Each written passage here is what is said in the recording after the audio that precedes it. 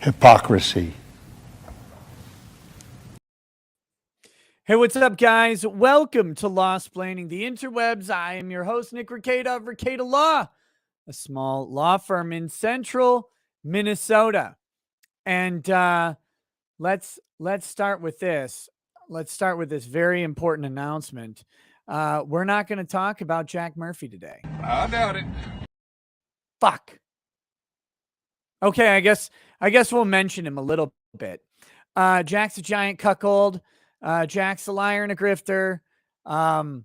Someone told me no more Jack Murphy talk, so I'm talking about him specifically because of that, because of you, because of I sit down and I see one person. I have no idea how many people have said it, but I saw one say no more Jack Murphy on the channel. Well, guess what? Tomorrow is January 6th. Tomorrow's January 6th. It's the Fediversary, right? It is the Fediversary, the newest national day of holiday and mourning simultaneously.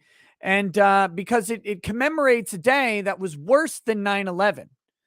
Was worse than 9/11, which brings me to 9/11, in which we know that 700 different towers were obliterated by various factions, most of them controlled by George Bush and Dick Cheney. But I have it on good authority that Tower 69 still stands. 69 for 69, right inside Jack's asshole. So that's where Tower 69 is. If you can't find it, it was just removed from the map because it was taken by a map right up the pooper. And then he walked away. He walked away, ripping off a school district of approximately $500,000, and then proceeded to burn all of that money to the ground so that he became so broke that he went on Chatterbait and started licking anuses for a living. Just remember, on your worst day, and sometimes I have to remember this, like, days like today, not my worst day, but certainly not a great one. On my worst day, at least I'm not licking an anus for a living. So anyway,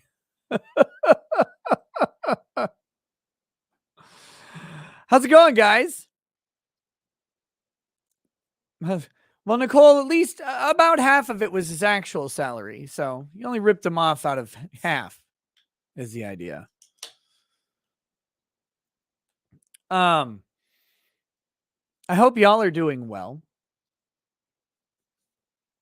I've had an annoying day, a very annoying day. I just because again, this week is the nice, like, orderly routine that I had in my life has been disrupted for the week, which is fine. That happens, but it's been just it's cold. Do you know how cold it is outside?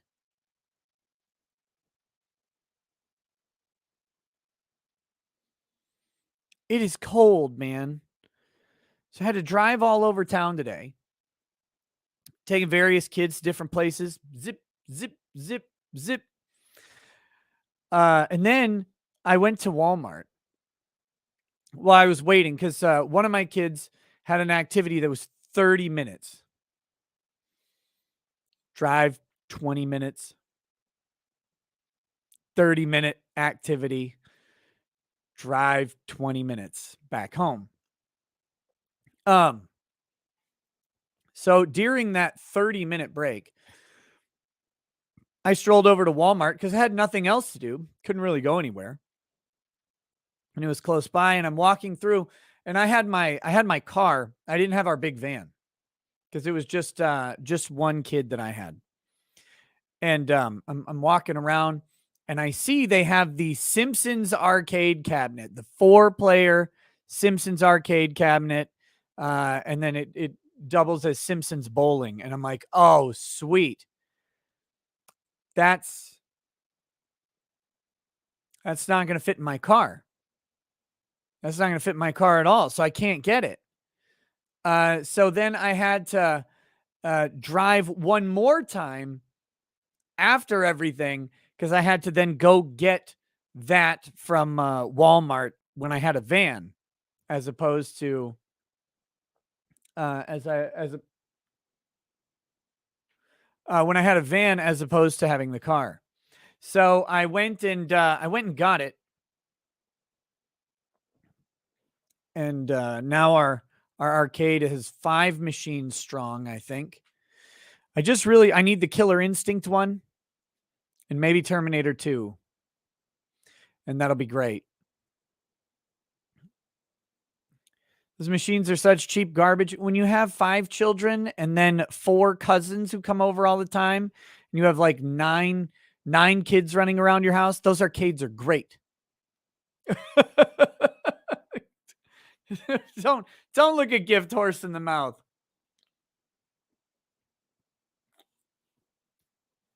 Who's my main in Killer Instinct? It was Orchid for a while, and then it switched to TJ Combo.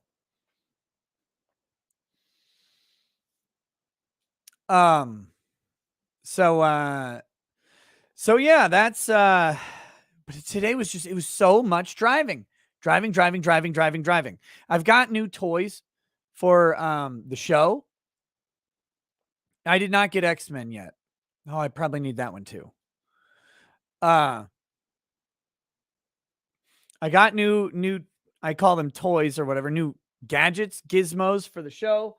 I got this Galaxy S7 tablet, which is cool. And I have a mount for it, trying to figure out where to actually mount it. I'm waiting for my new microphone arms to come in. That'll be nice because I think that's going to really help set things up.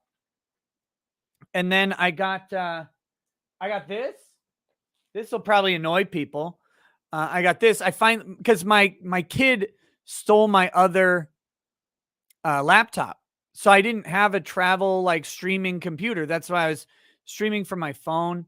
Well, one, on really short trips, the phone worked fine, but when I go on a longer trip, I needed a streaming computer. So I got this Surface Studio tablet, this thing, right, where it goes like this, and then it does this little acrobat thing and becomes like, this would be a terrible tablet to use, right? You wouldn't want to be, this weighs too much. There's my review. Microsoft. This weighs too much to be a tablet. But the fact that you can use it as a drawing tablet on a desk, I think that's actually the value there. But you wouldn't want to use this as a tablet. It's way too heavy. So I got those, but I haven't really had time to play them. I haven't had time or play with them and set them up and get them ready. But that's also I got a USB Type-C cable to HDMI converter so that I can run that as my streaming computer upstairs also. Now all I need to do is I need to get a dock so that I can plug in, fucking microphones and everything like that. So it's don't give money to Bill Gates. Sorry, I buy Microsoft stuff. I like it. Whoever the guy is in there now, I don't remember his name. They've been making good stuff, man. The Surface products are they're just sleek, they're stylish, and they're functional, and they're decently powerful. So I like it. I like them. I'm sticking with them.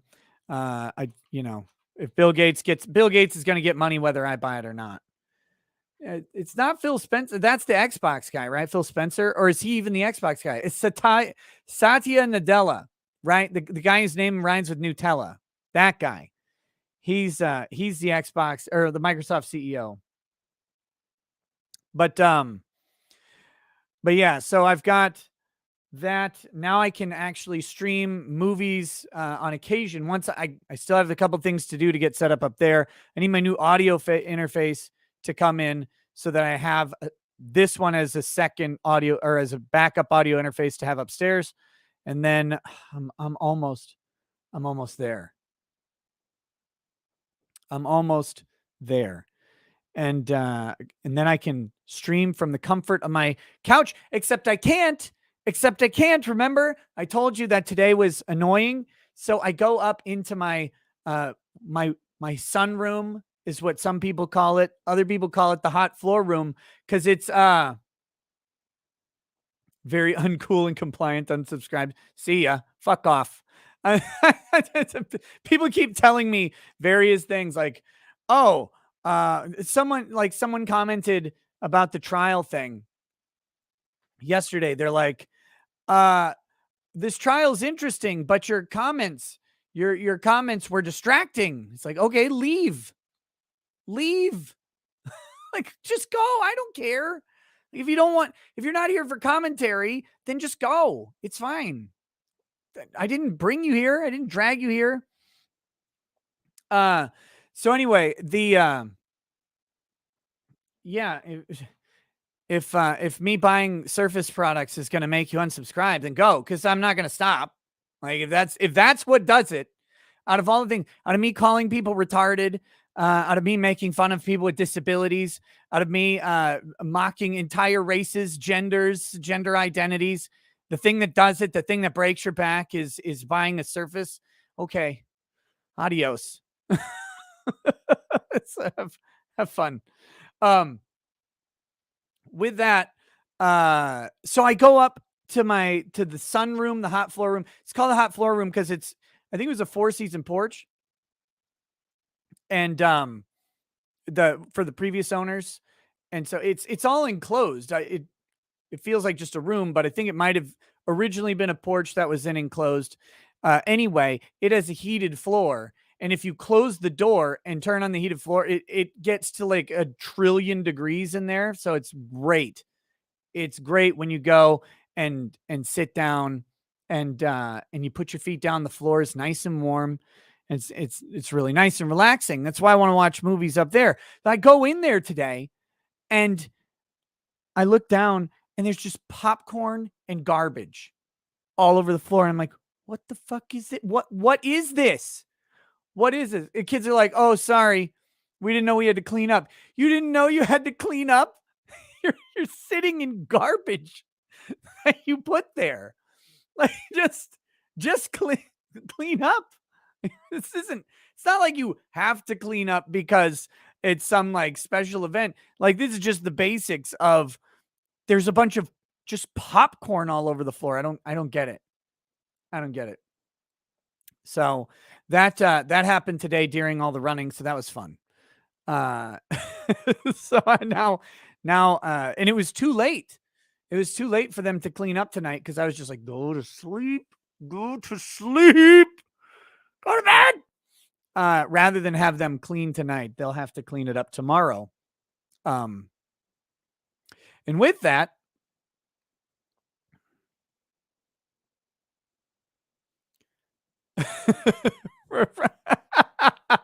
Ryan Cannell says, let me know what you're wearing for the anniversary tomorrow. I want to make sure we're not matching. I'm going to wear a slightly undersized polo. I'm going to wear clashing color khaki shorts. I'm going to wear Ray-Bans. I'm going to probably go get a new fade. And then, I'll wear tall socks and active tennis shoes just in case. Just in case I need to run quickly. But the tennis shoes will be tastefully colored.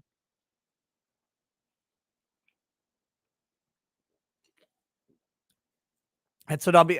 Ryan, don't pretend like you're not wearing the exact same thing. Yeah, exactly. Exactly. Oh, I forgot to put Ethan Ralph in the title too. We'll talk a little bit about that Ethan Ralph thing in just a minute. What else is going on? What else is I going to do? Oh yeah, I'll have a suspicious bulge in one of my pockets as well. My brain broke right in the middle of my thought. Well, anyway, today we're going to talk there. Oh, wait. Yeah, no, I got it. It came back to me.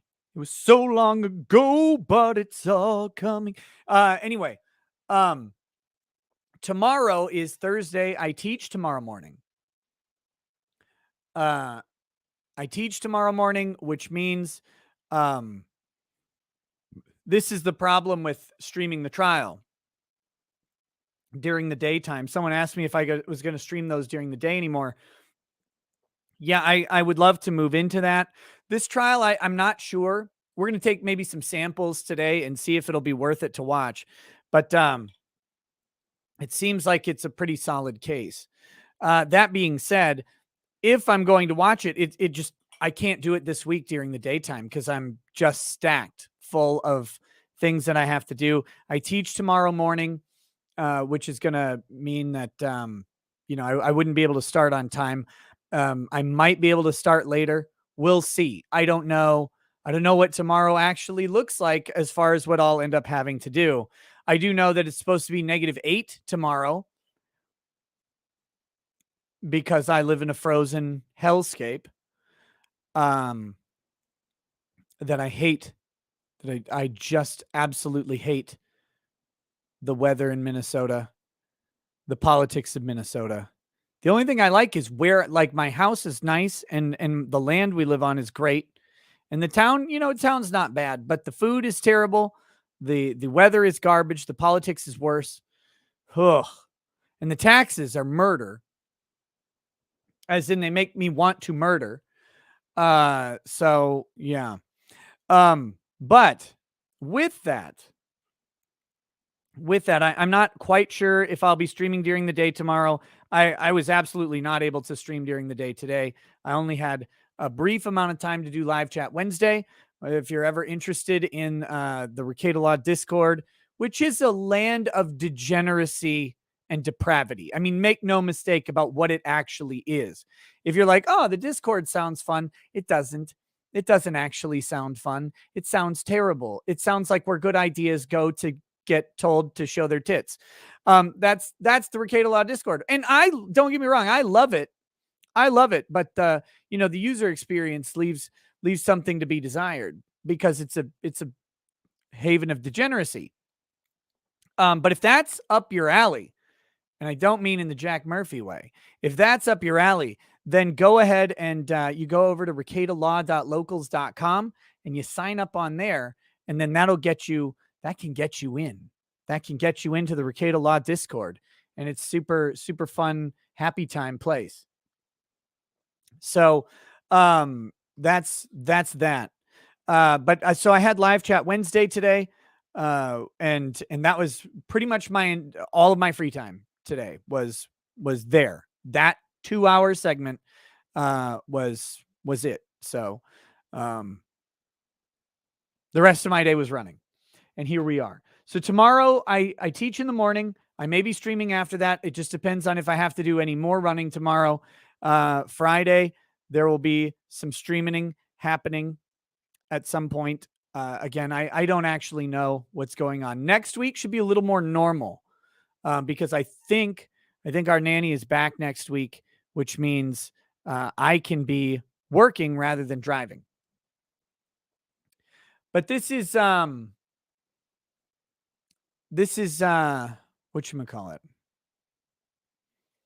Well, I mean, this is like, I don't really take vacations too often. And so this is like, even when I'm on vacation, I'm typically streaming anyway. So this is like a vacation is where just the streaming schedule is reduced. Yeah. All right. I think that's enough. I think that's enough ranting and raving for the beginning. Yeah. Ghislaine Maxwell. Okay. So yesterday I was asked a question about the Ghislaine Maxwell juror making some statements about how they influence the jury, et cetera, et cetera, et cetera. I hadn't read the statements and I blew it off as relatively unimportant, right? Except it turns out that the juror may have lied on their voir dire form. And that I didn't realize when I was saying that it was, basically whatever. And so that's actually much, much more important. That's much more important. This idea that they have lied about being the victim of sexual abuse or sexual trauma or something like that. And now it's come out that they actually were a victim of sexual abuse or trauma, and we're talking about it in the jury room. So now there's a hearing, I guess, being proposed, and in theory, it could result in a mistrial and a do-over, which would be an absolute disaster. So, oh, Akikama, you here to bitch about the Discord again? Okay. Yeah. Good. I hope you, for one, you didn't even get banned, but I hope if you ever come back, you do get banned now. I told you I'm working on it, but instead you have to, yeah, God, every fucking day. Now you should be banned. Now you are banned. You're banned. You're probably not actually banned, but you are.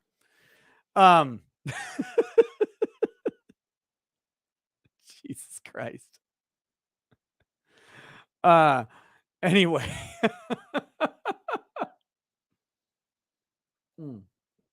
Oh, another thing. This is going to be an ADD show, guys. I have no focus and less chill. I turned on slow mode at 15 seconds, which is what I'm playing with right now as the time. And here's the beauty of slow mode at 15 seconds. There's effectively almost zero reasons for moderator intervention at this point, because spamming is eliminated through technology. But I might drop it to 10, but right now it's at 15 seconds. And that effectively eliminates what I would consider spamming. So with that, there we go. Now, it's possible that a moderator would have to step in if someone is like doing some doxing thing or something that's like flagrantly against the YouTube terms of service. We don't see a lot of that, but it is possible that that might happen. But in general, it's done. So there. And everyone who doesn't like it, you did this to yourself. Because I'll tell you, the literal last thing I want to do is deal with any of this stuff. While I'd rather just get on here and be like, hello, welcome to Law Splaining. I'm going to tell you about legal issues today. That's what I want to do. And then we have disruptors like Attorney Tom in the chat. Just Attorney Tom just ruining everything. Oh, yeah, Zergling, if you or Baneling, whichever one you are, if you post him again, I'll pin him. I don't know where, I don't see it right now. But there you go. Thank you. But there we go. So if you guys, again, this should solve the problem of people getting timed out for spam when they think they're being timed out for their beloved N-word or whatever. Now I can say you my N-word, and you're not getting banned for that, because that was never the goal. It was never the intention. In fact, I would actually prefer to have no moderation or anything. But again, after getting a strike for some of this stuff, it's yeah. Oh, tomorrow's another special day. The N-word is neighbor, by the way, in case anyone thought it was something else. Have ever gone snowmobiling or ice fishing? Think you need a snowmobile to get you to start loving Minnesota winters? I haven't been snowmobiling in like 30 years. Ice fishing. My buddy used to have an ice house, and I went ice fishing with him a couple times. Then he quit drinking, so he had to get rid of his ice house. Whew. So that apparently I don't remember ever catching a fish actually during the couple times that I went ice fishing. I'm not sure what happened there. But no, I don't like the mess of cold. Well, the only reason the cold was particularly annoying today is because if you go to some stores and you buy like a big box item, they have like these flat things that, you know, like a flatbed thing that you bring out, or maybe they just put it in your car for you. But at Walmart, you know, I had to carry the Simpsons machine part of the way to the car in the cold. And so grabbing the Simpsons box, which is like my entire wingspan, because you're supposed to have two people, but I didn't have two people with me. So grabbing the Simpsons box in like -4 degrees, it's God, it just sucks. It just reminds you of how much of a terrible, terrible place this is. And you wonder why anybody chose to live here. Why would anybody come to Minnesota and go, you know what? Oh, yeah, right. This is good. Yeah, we'll stay here. It's like, but half of the people that you're with just died, and the other half will die tomorrow. Like, oh, yeah, it's good. It's good. Nice and warm. Nice and warm, eh? No, thank you. Lion says 30 minutes and nothing of importance. You dare me to keep going? I can talk about nothing for 3 straight hours. I can do that. I'm happy to do that. Nothing of importance. You're on YouTube. There is nothing of importance. What do you think YouTube is? Think you're saving the world watching a YouTube video? You think someone making a YouTube video is saving the world? No. I mean, maybe you learn something on occasion. Maybe you have some laughs. You get some escape. Oh, God. Everything. Oh, no. You know what? You've driven me to drink. This is your fault. This is your fault.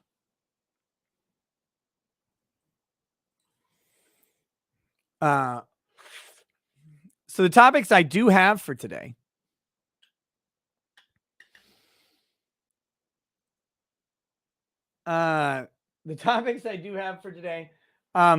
Kyle Rittenhouse being defamed by a UCLA professor in a published book published by Disney.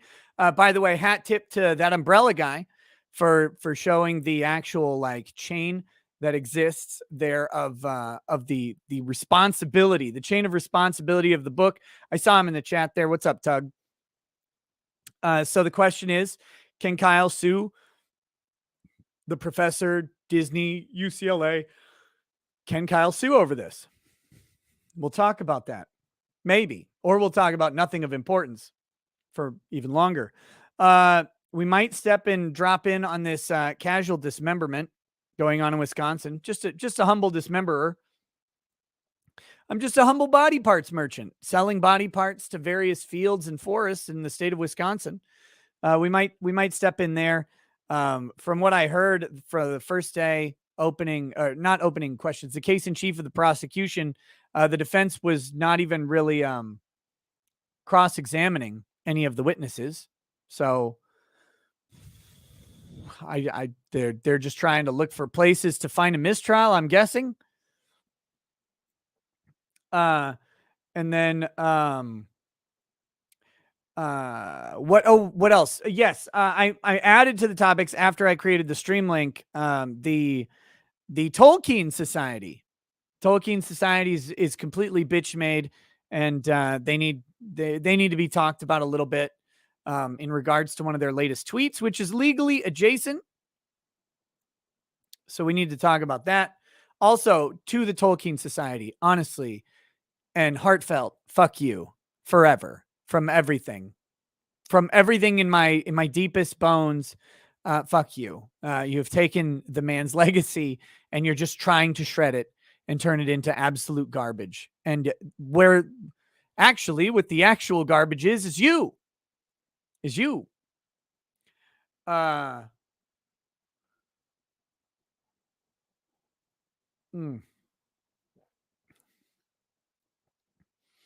The other subject that we do have is Ethan Oliver Ralph.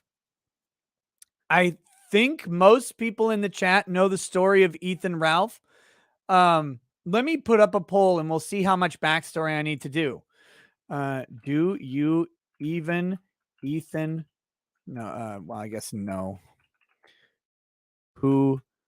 Whomstiv Ethan Ralph B? Yes. He is 5'1".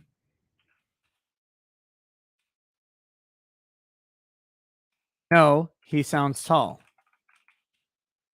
Okay, so if you guys know, you can fill out the poll. If you know who he is, you click yes, he is 5'1". If you don't know who he is, you say no, he sounds tall. Very simple.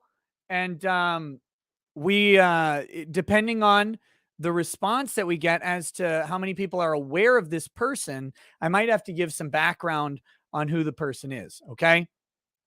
So we'll see. But he had a court case, a trial. Well, sort of. He had his court case resolved today. And so we will talk about this for just as a brief statement. If you don't know who Ethan Ralph is, he is an artifact of this show. I actually created him and his career. I gave him his start when he was down, and you know, it's one of those things you look back on and regret, because he came up out of nowhere. He was from nothing, and I was like, hey, I see this kid coming up, and I'm going to give him a shot. And then he blew it. He pissed it away. So we'll talk about it.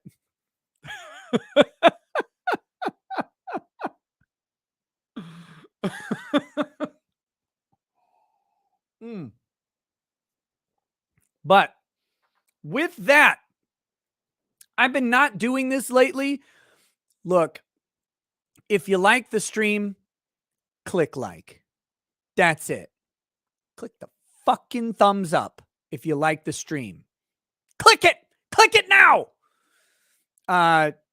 Just kidding. But it's a small gesture that you can make for YouTubers, and it does help with us with engagement and with the algorithm and with all of that shit that shouldn't matter but really does. So if you don't like the stream, first of all, click the thumbs down, and then the second of all, shove it up your Jack Murphy pie hole. All right.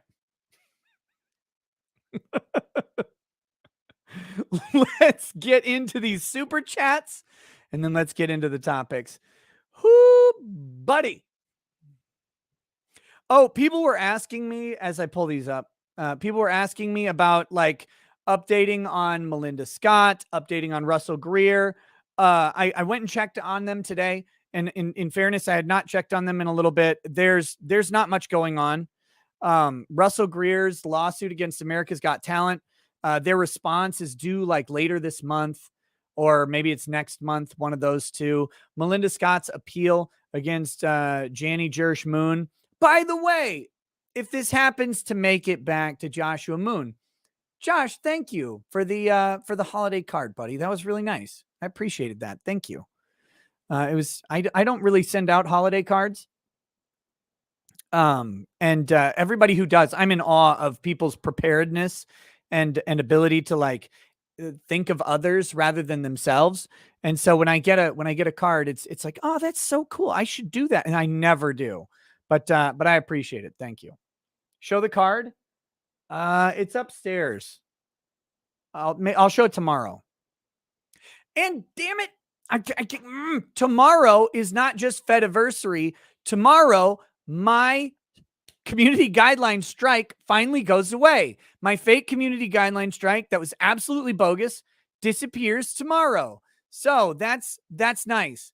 It was complete fuckery from YouTube, and whoever reviewed it should be put in a meat grinder and then a wood chipper and then into a pasta roller, rolled out a couple times, you know, so they get nice and thin, because they're probably fat.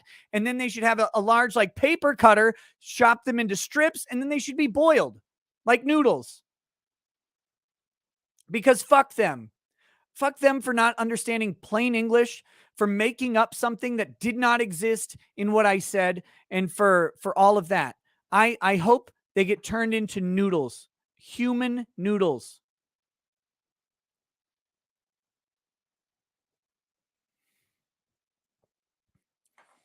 God. Ugh. You know, YouTube policies wouldn't be, I mean, they shouldn't exist in the way that they do, but they wouldn't be that bad if they were transparent and intelligible and consistent. Those three things make rules not the worst thing in the world. I mean, I prefer less rules always, always. But those three guidelines for making rules makes them not sting as much. But it's like when you're trying to make sure you navigate community guidelines effectively, and they're like, nope. And you're like, but I didn't talk. I didn't. Okay. Dragon's Treasure sent a couple chats here. He says the Chicago public school teachers have it in contract that they cannot strike. So using the coup as an excuse, the public schools took a vote to simply not show up to work. They're not even doing remote learning. Yes. And it says they notified parents after 11 p.m. Monday that there will be no school Tuesday. How is this not a strike? Correction, 11 p.m. on Tuesday, no school for Wednesday, and now Thursday. Yeah. Well, there's COVID, we can't go in. Wait, what? What? If you haven't figured out, first of all, teachers unions are communism. They're nonsense. They do not, by design, they don't have the children's interest in mind. Teachers unions, individual teachers may or may not. That's something separate. But teachers unions have the teachers in mind. That's the entire purpose of a teachers union, is to represent the teachers. That's their job. That's why they exist. Okay, but when they pull shit like this, where teachers unions are like, man, COVID though, this is a great opportunity to get our people paid, but not have them actually do anything at all. And the teachers are like, no, we don't want it. Like I know some teachers, and they're like, no, we don't want this. We want to teach the children. That's what we want to do. That's actually the thing. And this remote learning stuff isn't working. And the way you're doing this stuff isn't good. And the union's like, nah, we're just going to do that because we figure you don't want to work, but do want to get paid. So we'll make that happen instead. Terrible garbage. Very, very awful people in administrative positions all over government. And public sector unions, I'm not a fan.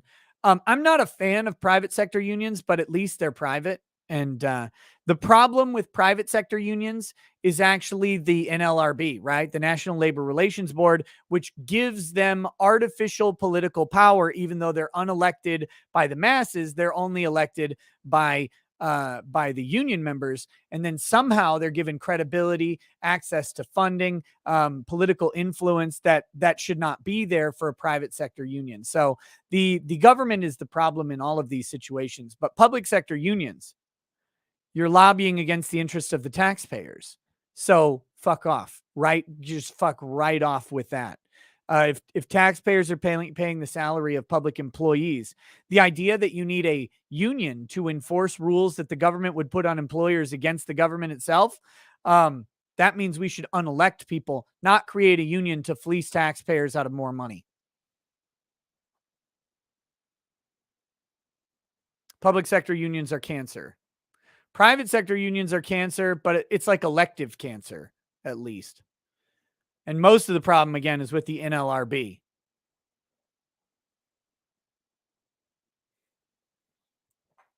All right. Angry Baneling says, starting stream in 3 minutes. I doubt it. Angry Baneling says, if Nick is on time, I'll change my name to Bane Lady. Thank you, swing. Yeah, that's right. That's right. Next. Oh, what do we got? Okay, nothing. Perfect. Warren Heyman says, spamming is a late crime. Thank you for your lighthearted humor in a time of tardiness.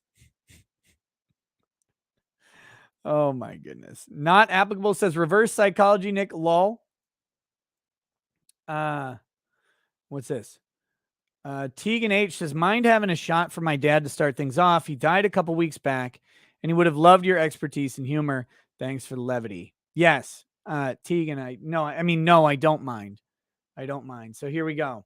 Tegan, to your dad. who sounds like a wonderful influence in your life, a man who appreciates learning, a man who appreciates comedy, who appreciates the dual balance that men must walk of sincerity and levity. May that appreciation pass down from you to your children and into your community as a reminder that a man's job is to build, and a man's job is to create, and a man's job is to protect. However, building, creating, and protecting are exhausting, and they're trying work. And so that a man's job may be to do these things, but a man's duty is to maintain levity so that he may continue in his job and good work. Peace.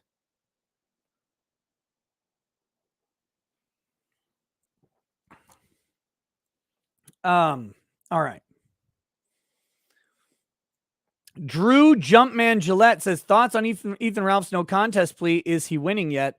I would suggest he's not winning, especially considering there's a guilty verdict. That would imply not winning. I'm sure he's probably in spin mode, but I don't actually know. Mr. Obi-Wan 2020 says, had to work outside most of the day today. It was minus 30 Fahrenheit, but at least Alaska has some sense of sanity. Oh, whew. Troglodyte fat folks don't have trouble with levity. They have troubles with gravity. You need to get that. You got some typos going on.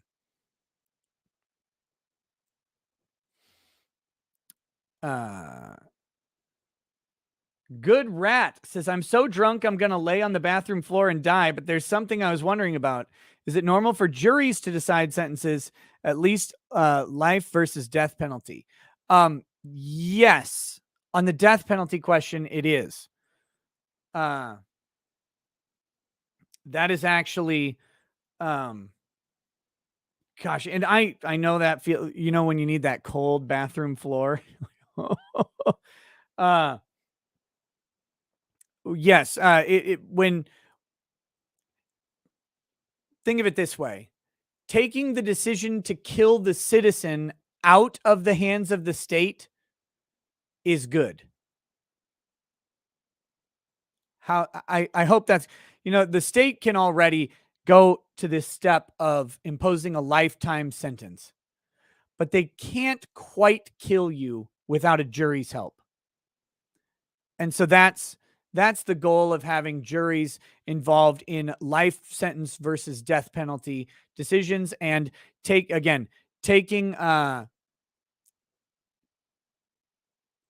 that decision away from one state agent is a good thing. What if they're furries? Well, then they should vote death sentences for themselves. Robert Bucky, those are not Warhammer models you see on the shelf. Those are the Bandai premium Warhammer figures. You want to see them? You want to see one? I'm blurry.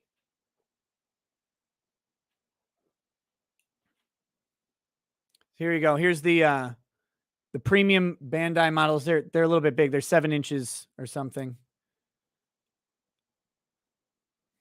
Yeah. So this is the White Scars. This is the newest one that they've shipped. I've still got an Ultramarine Primaris Captain, I think, coming, which will be newer, and it's ordered, but it hasn't shipped yet. So, yeah, I have an Imperial Fist, an Ultra Smurf that you can't see, and a Salamander right there. Wait, so if it... okay. Hola Kyle says, as someone who is more interested in law instead of politics, I would love any coverage you can provide on Chandler's trial. It'd be nice to see in-depth coverage of a more typical trial where there is a competent state. Yeah, and if it were up to me and everything were normal, I would have no trouble waking up and streaming the Chandler trial. It's just right now for this week, I just can't do it. I would love to. Yeah, that was for you guys to meme with Soy Jacks, right? Do that. And if anybody dares meme me doing that and having the finger point right onto Jack Murphy's anal hole, I will come to your house and I won't come to your house. I won't. Don't do that. That would be devastating. That would devastate me. Okay. Andrew Moore Snowboard says, I hit the good ending in Symphony of the Night today. Also, during my bout with COVID, among other possible factors, I'm down to 174 pounds, which is easily 10 pounds lighter than when I visited. 2022 is off to a great start. Dude, same thing with, I lost 11 pounds during COVID. So yeah, right in that range. Right in that range. Congrats on the weight loss. It's the one good thing to come out of being sick for a week and just not feeling like eating.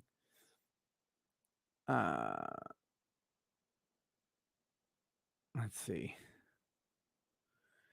Seafin Darkstar says, Mundane Matt from Tinder is really making moves to redeem himself. I mean, being alpha male Jack's bull after a long day of boulder hunting is kind of impressive. Squiz, he's got those big muscles from picking up boulders. Squizgar2322 says, you know what I like the most? Cake farts. Why would Mark Richards say that? I don't get it. I don't get it. And real quick, I'll read this one. JDA says, explain the difference between a 40K Marine and a Starcraft Grunt. The Starcraft Grunts were supposed to be 40K Marines, but Warhammer pulled the license from Blizzard.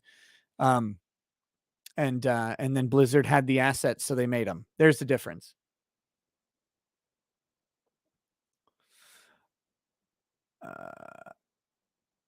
All right. All right. There you go.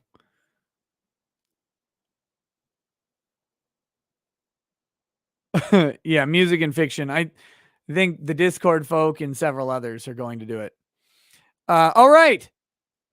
Should we start? We've had we're almost at 48 minutes of introduction. I'll sit in silence for 10 seconds.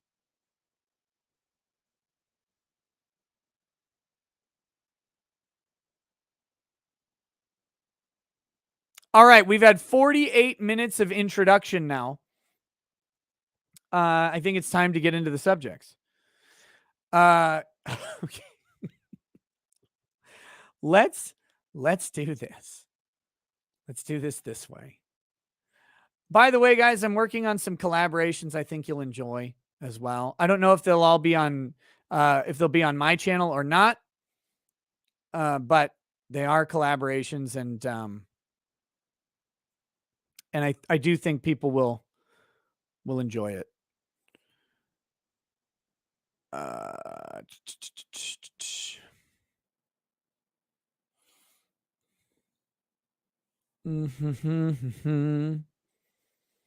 Where is it?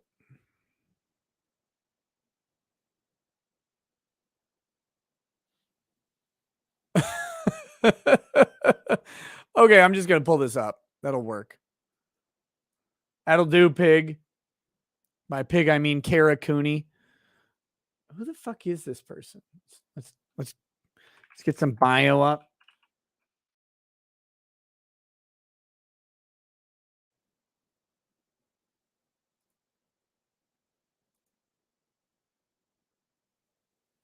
All right, we're gonna play the angles game. Are you guys ready for the angles game? This is the angles game with Kara Cooney.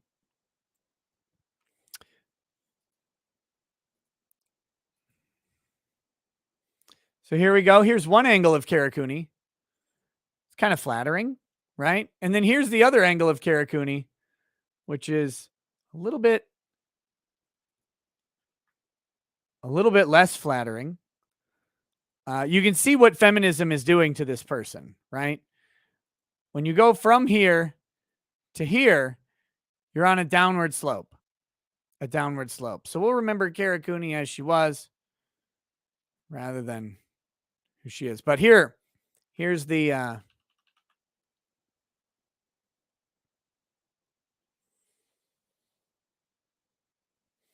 What happened? UCLA happened. UCLA. So Kara Cooney is an Egyptologist and social historian at UCLA, professor and author of The Good Kings, available now, researching 20th and 21st dynasty coffin reuse.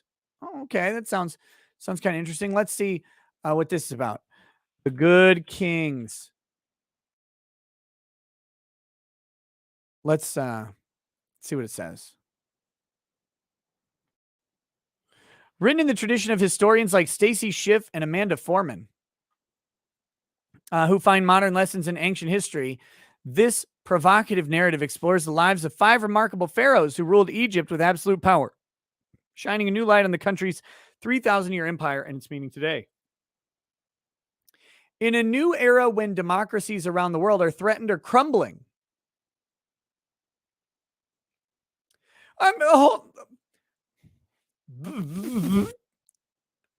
are democracies around the world threatened or crumbling? Like, is that actually happening?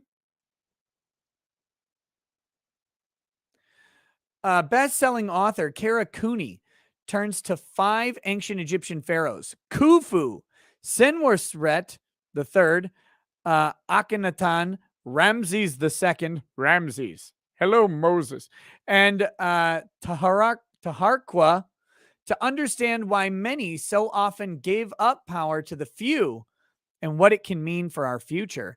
As the first centralized political power on earth, the pharaohs and their process of divine kingship can tell us a lot about the world's politics, past and present. So wait, the pharaohs are the first centralized political power on earth? Really? Maybe. Maybe. I don't know, I guess. About the world's politics, past and present. Every animal-headed god, every monumental temple, every pyramid, every tomb offers extraordinary insight into a culture that combined deeply held religious beliefs with uniquely human schemes to justify a system in which one ruled over many.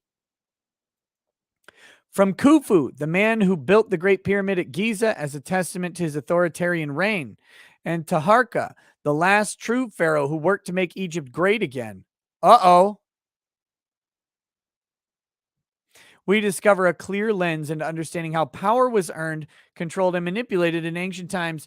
And in mining the past, Cooney uncovers the reason why societies have so willingly chosen a dictator over democracy time and time again.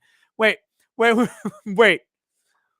What democracy did Egypt have in which they chose kings instead, though?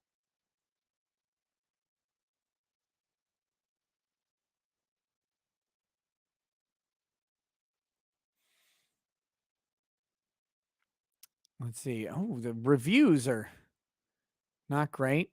Wait, so she's number 21 in ancient Egyptian history, number 26 in historical Middle East biographies, number 35 in fascism.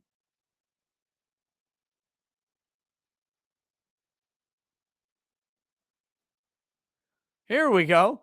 What are these images that they have on the reviews? That's weird. There's images on the reviews. Or consider 17-year-old Kyle Rittenhouse. This N-word's hanging out in Egypt, in ancient Egypt. Kyle's been with us this long.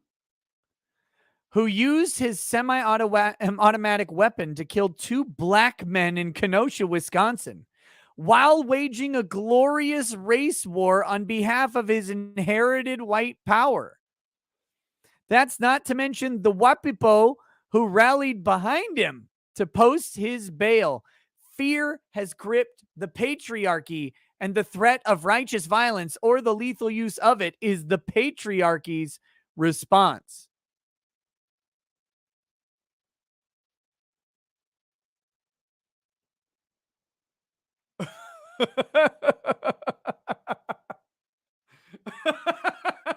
What?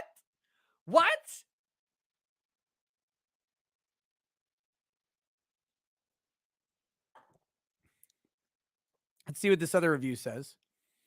Rittenhouse didn't shoot and kill any black males. I'm appalled and embarrassed for National Geographic for allowing this to even be published. She has an editor, presumably. If you like your Egyptologist with a feminist missionary zeal, well, some people might like their feminist Egyptologist and missionary. I'm just saying, like, some people might be into that. Who turns Egyptology into a political allegory for today's world and to moralize us, then this book is for you. This is what Kara Cooney does with her new book here, as she did with her prior book, When Women Ruled the World. She uses her Egyptology to pontificate and project her own personal political sensibilities and politics of today, along with her social commentary. Was I converted? Nah, I returned the book. Oh, shit. Wait, she wrote a book called When Women Ruled the World?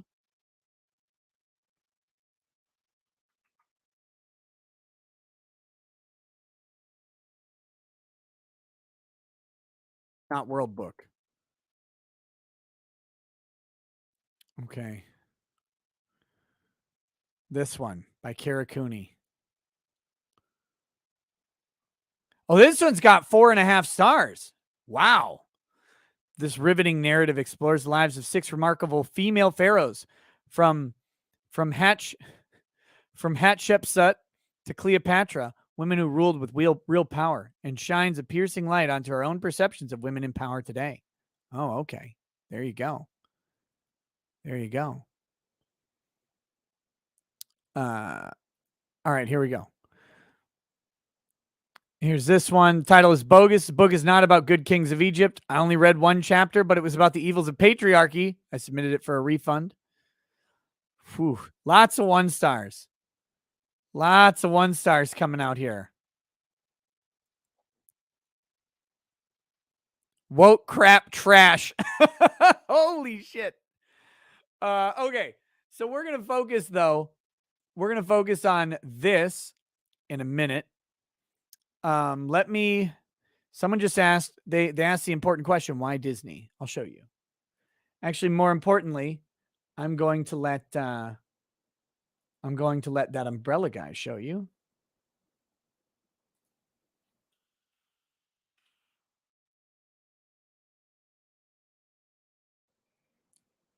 This is something Tug is typically very good at, by the way.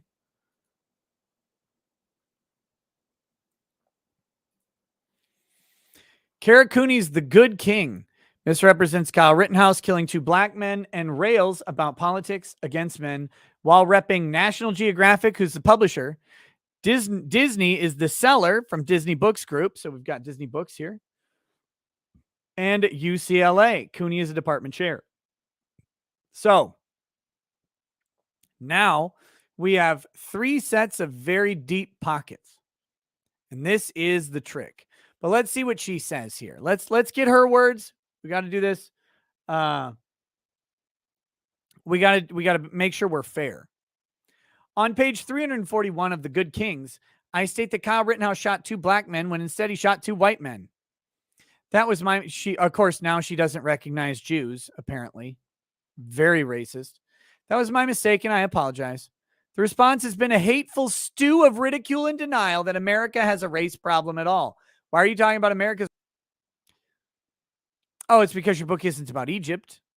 You've just taken your personal opinions about America and you've tried to insert your supposed expertise on Egypt as a way to justify those personal opinions about America, though you have no expertise in American politics or American society or anthropology. If one mistake in a little-known book about ancient Egypt elicits this much howling, is it to avoid discussing our larger problem or avoid seeing our deep-seated obsession with patriarchal power? No, sweetheart. It's because you lied about someone to foment a race war that didn't exist. That's why. It's because you're Jussie Smollett. You're Jussie Smollett, except less feminine. That's the problem that we've got here, is that you're imputing your own fucking masturbatory wet dreams about American patriarchy that you probably want to pound you into the Egyptian sand, that you're imputing that onto Kyle Rittenhouse when it wasn't there. He didn't do that. There's no racial issues in this case at all. Nothing. It wasn't brought up by the state. There's no evidence that Kyle was out there for the Who-whites or against the Blacks. There's nothing about that in this case. And it would only take literally 0 time to figure that out. But she didn't want to. She didn't want to figure that out. She wanted to run her narrative, to run her mouth. She wanted to be smart. She wanted to be clever. Look, my writing professor was a wonderful lady named Judy Wilson. I don't know what she's up to. Well, one of my writing professors. She, at the time that I graduated, she was the creative writing director, I believe, at Southwest Minnesota State, where I went for undergrad. Judy Wilson's from Missouri, right? She had a deep Southern accent and really a delightful person. Before anybody wonders, I have no idea her personal politics, and frankly, I don't care. She's a professor at a state school. I would imagine her personal politics don't perfectly align with mine, and that's okay. She was great to me. She wrote me a letter of recommendation for law school, and even though that was like 10 years after I graduated, and she's really wonderful, and she had great wisdom about writing. She said, "Don't ever try to be clever. Don't be clever. Don't do it. Don't be clever in your writing, because you're not. You're not clever. You're never going to be clever. Cleverness is not a function of writing. Your writing may end up clever, but you will never be clever in writing. It won't happen. It won't happen." And this is what Kara Cooney did. She tried to be clever. In fact, her whole book is about being clever. I'm going to teach you about the patriarchy and white supremacy through these male pharaohs, right? That's what she's going to do. She's trying to be clever. Don't be clever. Be authentic. Be honest. But she's not. Kara Cooney is obviously not honest. But yeah, shout out, by the way, if you're out there, Judy, you're great. You're wonderful. And I wish you nothing but the best in your life. And I hope everything's going well for you. Okay. So yeah, tiny detail of the book with a big mistake about a massive American issue. No, that's the thing. You made a big lie about a non-issue to make the issue that you needed for your narrative. And that's on me. But the white supremacy is still a problem, and the misogyny is still a problem. Where? Where is the white supremacy really a problem? Wait, like, where is it a problem? We don't have to acquiesce to this narrative. We don't have to do that.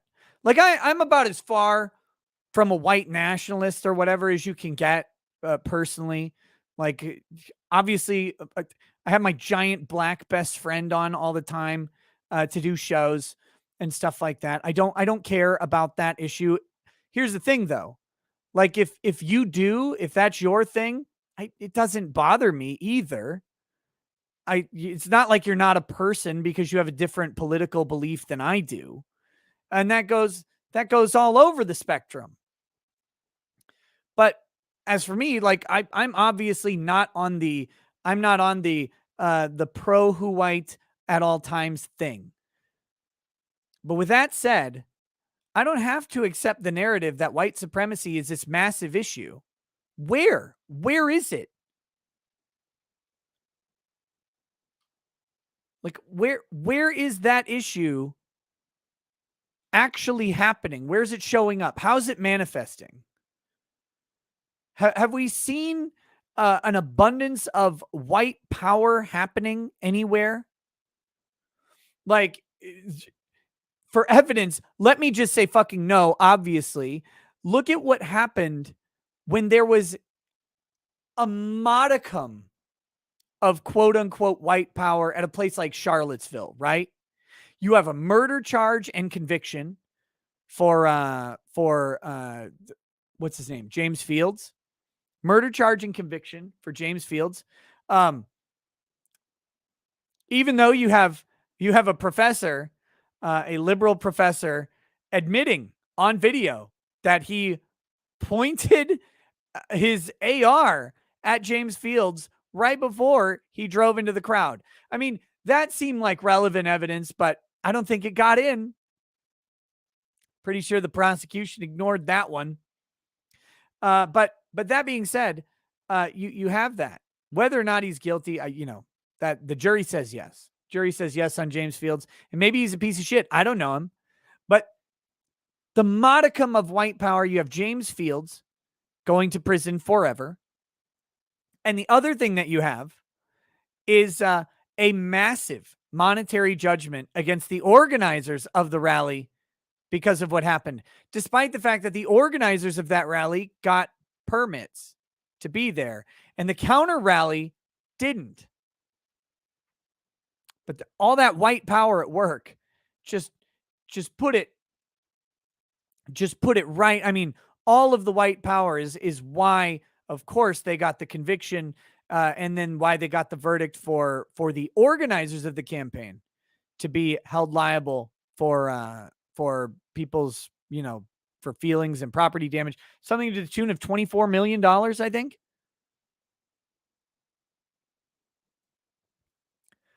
Where was the white supremacy? Where is the white supremacy when we have colleges openly considering race as major determinative factors, and by considering race as a major determinative factor, excluding whites and Asians, or making standards more difficult for whites and Asians for entry? Where's the white supremacy there? Like, where's that happening? What is it? Like, I'm genuinely curious, like where it's manifesting. Where is the white supremacy coming from? Is it all just on CNN? I mean, that might be it, but I don't see it. I'm sure someone could tell me. Anyway, so can we quickly get a ruling on how quickly Rittenhouse wins this libel suit? I said not fast enough, which is the true answer, because the answer may be never. But let's talk about what's needed for a libel suit for a public figure. Kyle Rittenhouse is undeniably at this point a public figure, and talking about what he did in Kenosha is a matter of public concern. So we are implicating First Amendment tests when we do this. So if you're going to sue for libel over this, you have to have a false statement of fact communicated to a third party about the defendant that causes harm to the defendant, and and was published with the requisite degree of either negligence or malice. And since Kyle's a public figure, we got to go to malice, right? And malice does not mean anger, frustration, or anything like that. That's sort of the colloquial malice. Now, colloquial malice can be used as circumstantial evidence to prove what is called legal malice or actual malice. But what legal or actual malice is, one second here.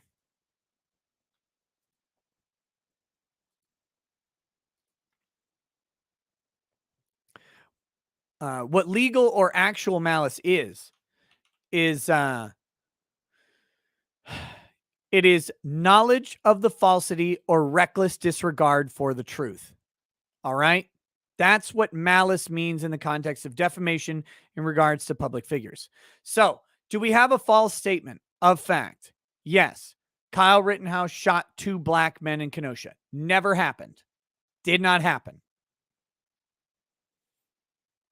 Was it published to a third party? Yes, it's in a book being sold to tens of people.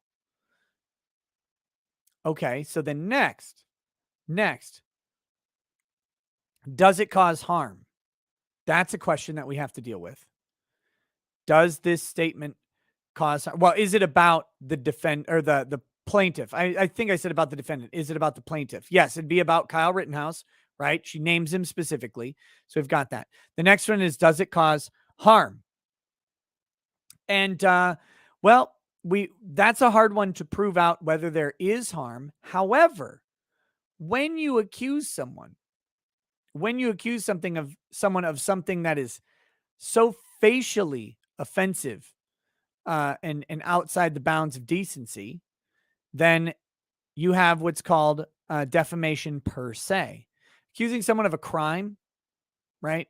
A heinous criminal act, that is defamatory per se, which means as a matter of law, it is defamatory. And in those cases, the damage that it's done is presumed because you can't always quantify damage. But if I run around credibly saying that so-and-so you raped someone at a particular time, like this person raped someone on this date, my cousin, they raped my cousin on this date. I know it. And I'm selling that as truth and all of that stuff. People are understanding it as true, a true allegation. Then it doesn't matter if that person actually suffered the damage or not, because that is such a damaging thing to accuse someone of that the damages are presumed. Now, to get a dollar amount, you will have to prove out damages for compensation at the end, but you don't have to prove them for the elements of the crime or the elements of the defamation in proving their guilt. Okay.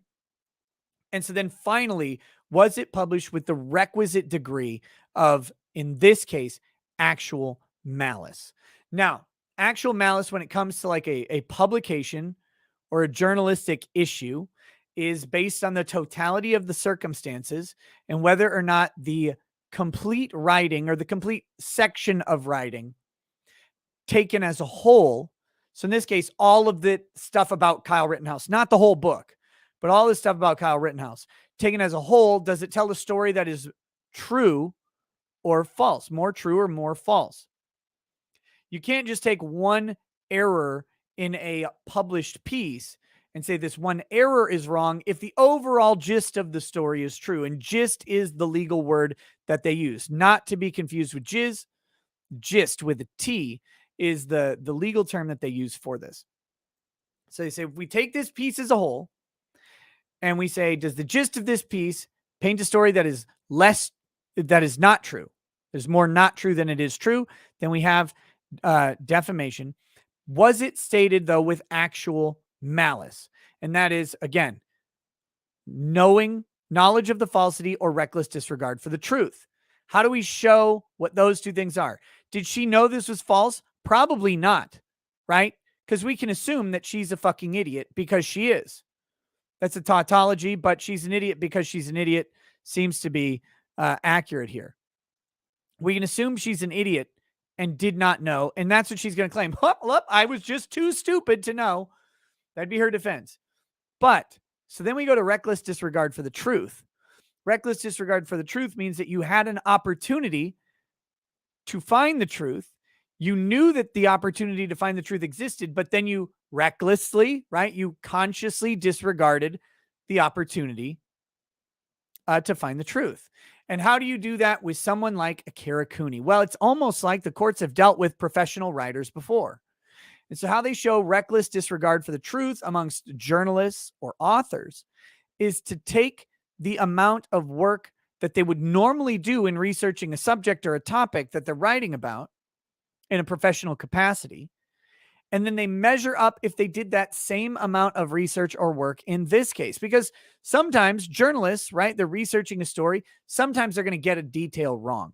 Even if they do the work, even if they're diligent, maybe the better source was dead, the writing wasn't available or something, and so they used a different source than they would have liked, but that's who was available, and so they got a fact wrong. So then they go, okay, well, but they didn't consciously disregard that. They did the same amount of work that they normally would do. They did their due diligence or they followed their guidelines. Kara Cooney is an academic writer, a professor writing about this stuff. My assumption is that she has some standard of researching her work, right? You'd think she would have some standard that she applies to vetting her information in her area of expertise.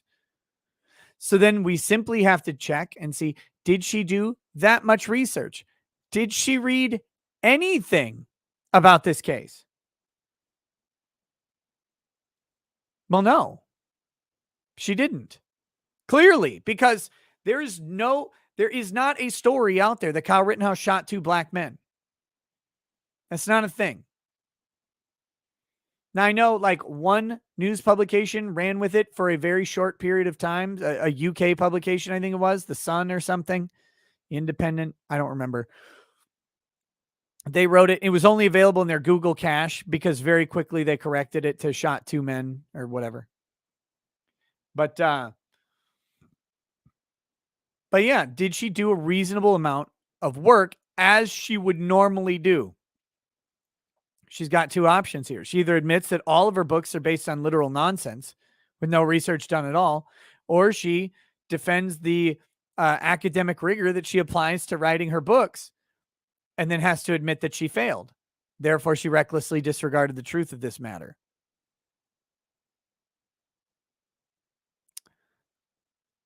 Can Kyle win this defamation case? In theory. In theory, sure. Practically, is it worth it? I don't know, man. You got National Geographic, UCLA, and Disney all involved in the distribution of defamatory material. Maybe it is.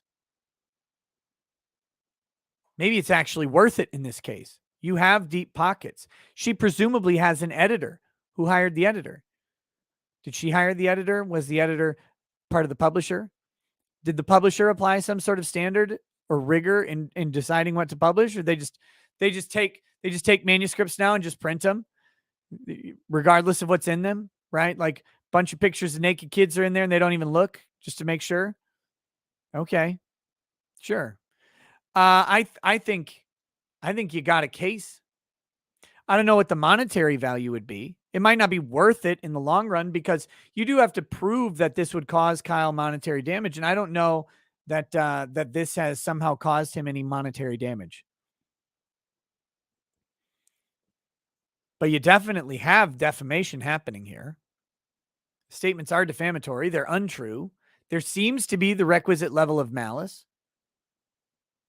Yeah, there you go.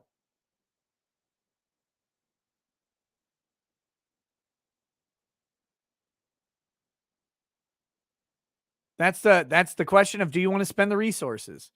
And that's a good question. That's a very good question. But I know that some people were curious about that. So I've gone ahead and shown that so that people know. Here we go.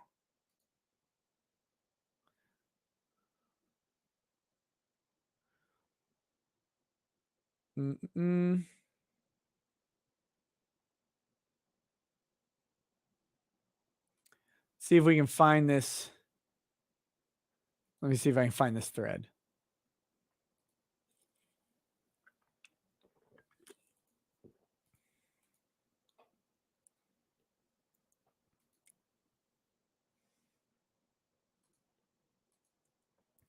I hope that's probably it on the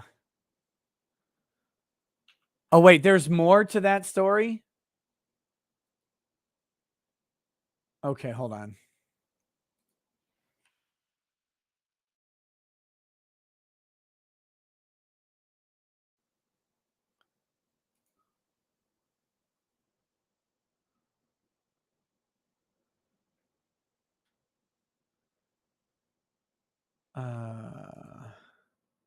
Let's see her do damage control. Someone says she went on to say,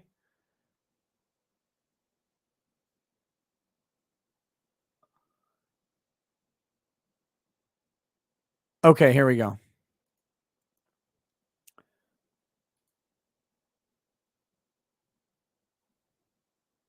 Kara McKinney, One American News. Okay.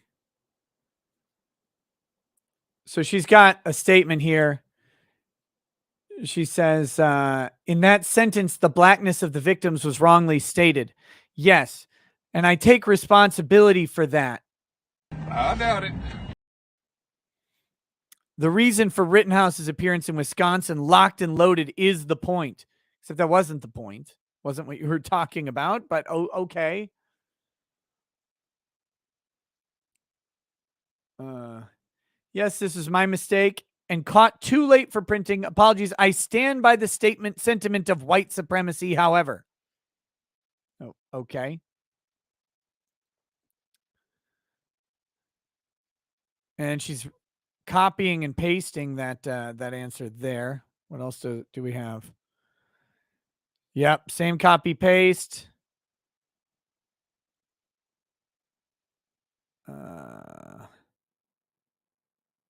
Okay, looks like that's all she said about it so far.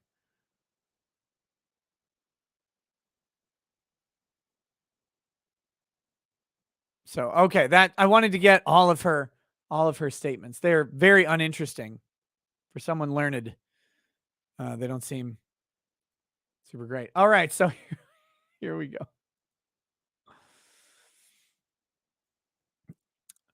The Melonheads Lord of the Rings podcast says, happy 130th birthday to the legend that started it all, J.R.R. Tolkien. Here. And then Tolkien Society, stepping on rakes straight out the gate. Do you have permission to use that image? Are we serious?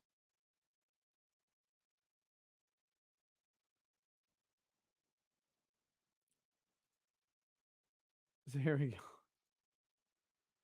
So this guy asks if he needed permission to use this GIF of Gandalf.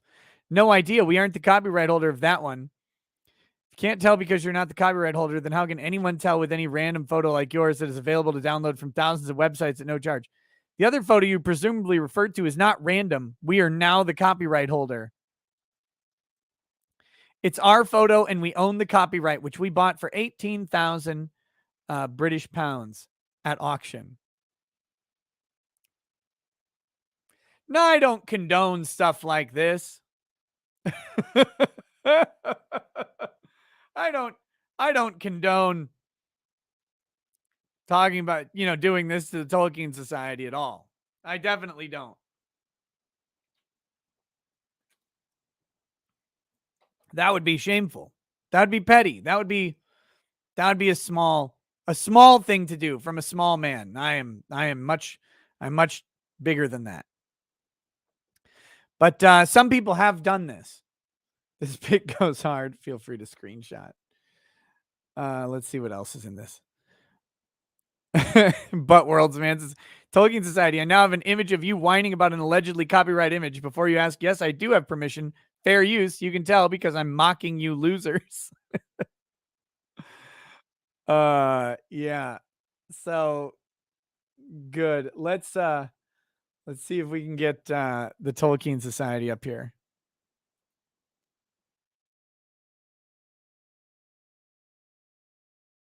I could only spell.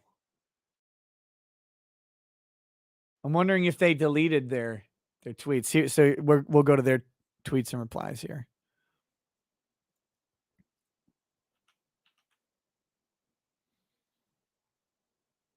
Does purchasing a photo give you the copyright for it? No, but purchasing the copyright does. So here we go. Here's them saying that. This is a couple days ago, so I got to go back. They retweeted this. Happy birthday, J.R.R. Tolkien. Or Elijah Wood tweeted this. Do you also have a copyright on this picture? They're getting trolled. Oh, it's beautiful. Tolkien Society are not involved in the creation of the TV series. Do you have permission to use those photographs in the tweet? No, but they aren't required. Images of book covers are covered. Nope. No. Images of book covers are not covered by fair use. What are you talking about?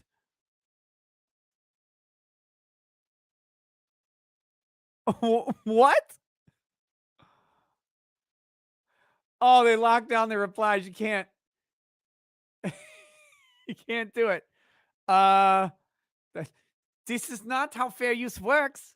This is not how fair use works. Someone still made this, right? This is First of all, there's this photo, and then there's the text that they chose to put on the photo, the graphic design of the layout, the particular cropping of the photo. This is an artistic work.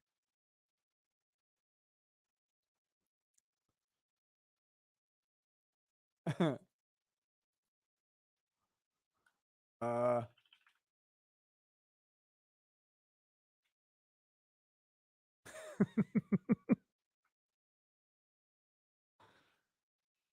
Here we go. Here we go. I'll tag my IP peoples. I'll let them tackle it.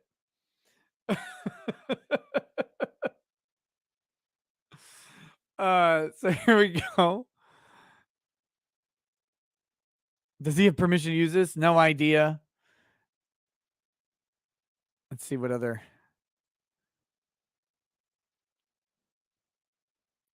I want to see their. This is all their retweets of this stuff. January 3rd was the day where they did a lot of tweeting because of the birthday, right? So I want to find that particular. Here we go. That's your choice. I think our members whose contributions have funded the purchase of these photos would expect us to be defending them, but you're not, though. Is this the full photo? Let's do this. Copy image. Oh, hey, by the way, the Tolkien Society, this picture sucks. This picture of Tolkien is terrible. The framing is garbage. The lighting is bad. The background doesn't jive. This should have been a much better produced piece of photography. In fact, he kind of, this cream color really washes out his skin. I don't think it was good. The shadowing is obnoxious. There should have been a more diffuse light source that wouldn't have produced such harsh contrast between him and the background. There, I've now criticized your fucking stupid photo. Fuck you. Fair use. Come at me on that one. But we're going to reverse image search this. Just a second. I don't even know if that's the full photo. Because if it's cropped down, where's the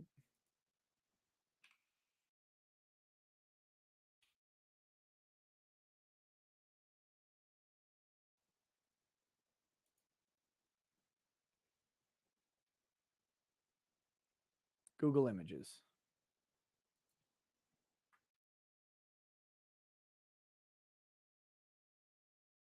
Okay, I got to paste the URL to it.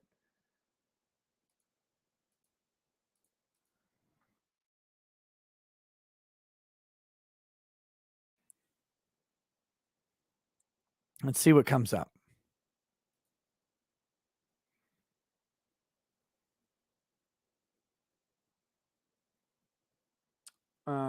So here we go.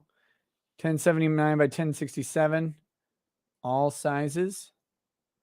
Friends come in all sizes. So this looks like this is the full post, but they're all uploaded within the past couple hours. So this is not an old image. Let's see what we've got. Visually similar images.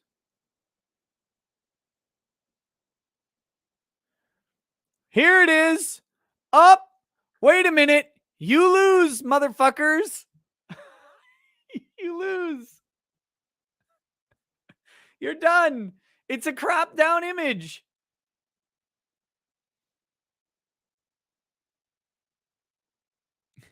It's also on CatholicGentleman.com.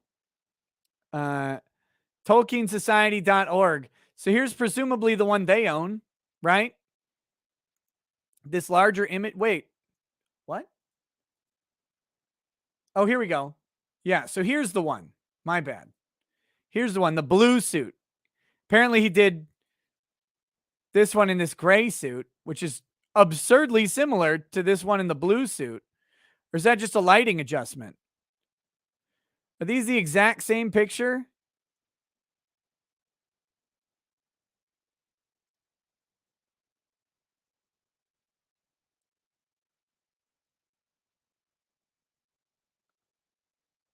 They look like the same picture. Okay. So either way, here's the they use the blue one. All right. What is it, an NFT or something? Keep posting it. So here we go, though. We can see on their website is this one, which is a larger photo. Courts have found that cropping a photo, that the cropping of a photo is a creation of a new work because they decided that this other part wasn't there. There's a case that this is a fair use thing, or did they, or is this it? Nope, that's a different size. That's a different cropping too than was used by this guy. So yeah. Well, good luck. Have fun with that one, Tolkien Society. You look at the window color and trees, it's color adjusted. Yeah. No, I'm with you. Yeah, they brought out the blues, heavy on the blues.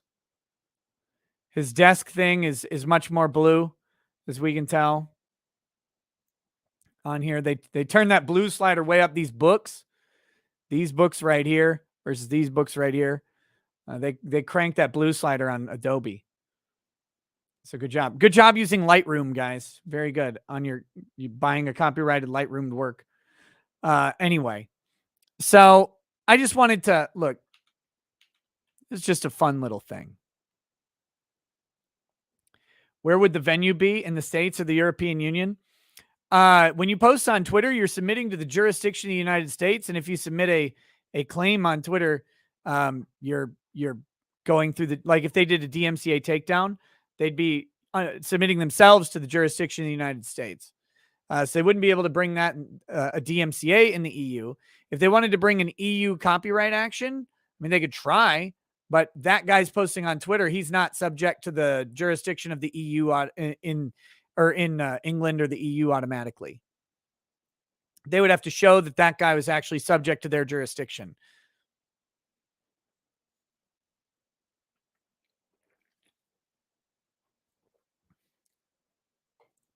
Lars Larson says, for every case that called cropping fair use, I can show you 10 that didn't. Cool. I wouldn't want to be in the Tolkien Society shoes here. I wouldn't want to be there at all.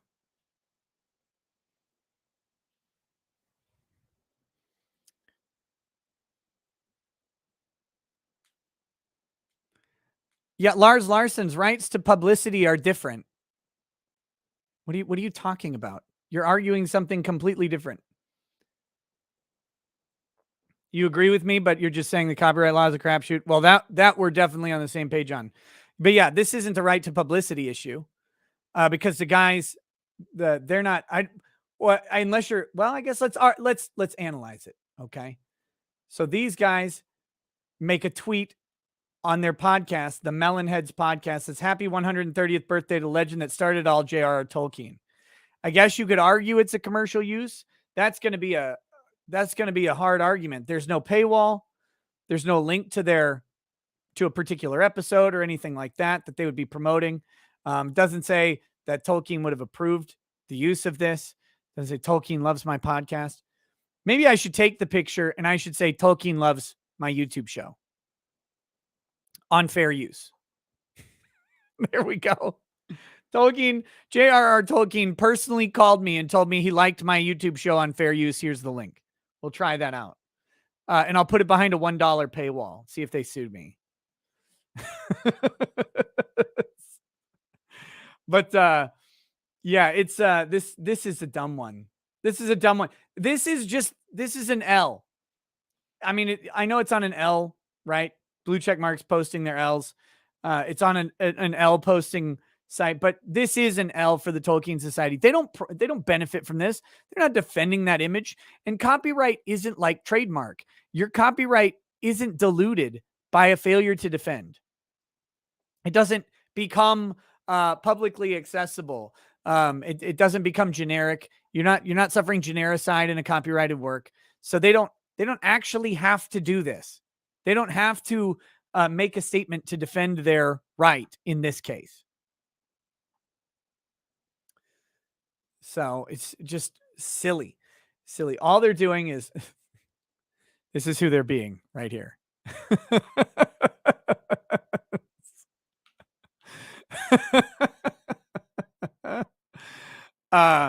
But this is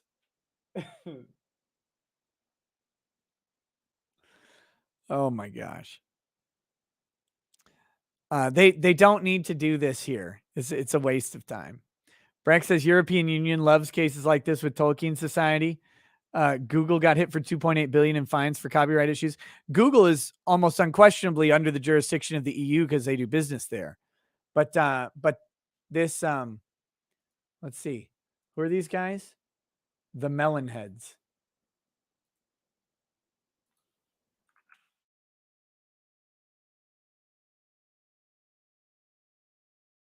Lord of the Rings podcast. Wow.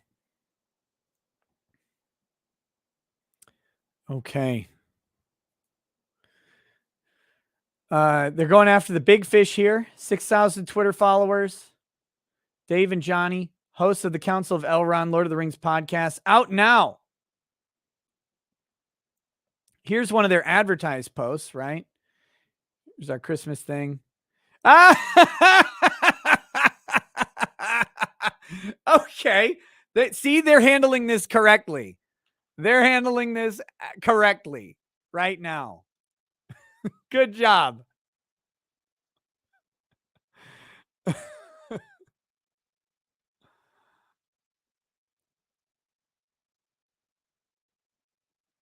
So they just post Lord of the Ring memes. Brilliant picture from Tolkien Society. That's good. I wonder if Tolkien Society's ever shared this image online. Let's go through their media real quick.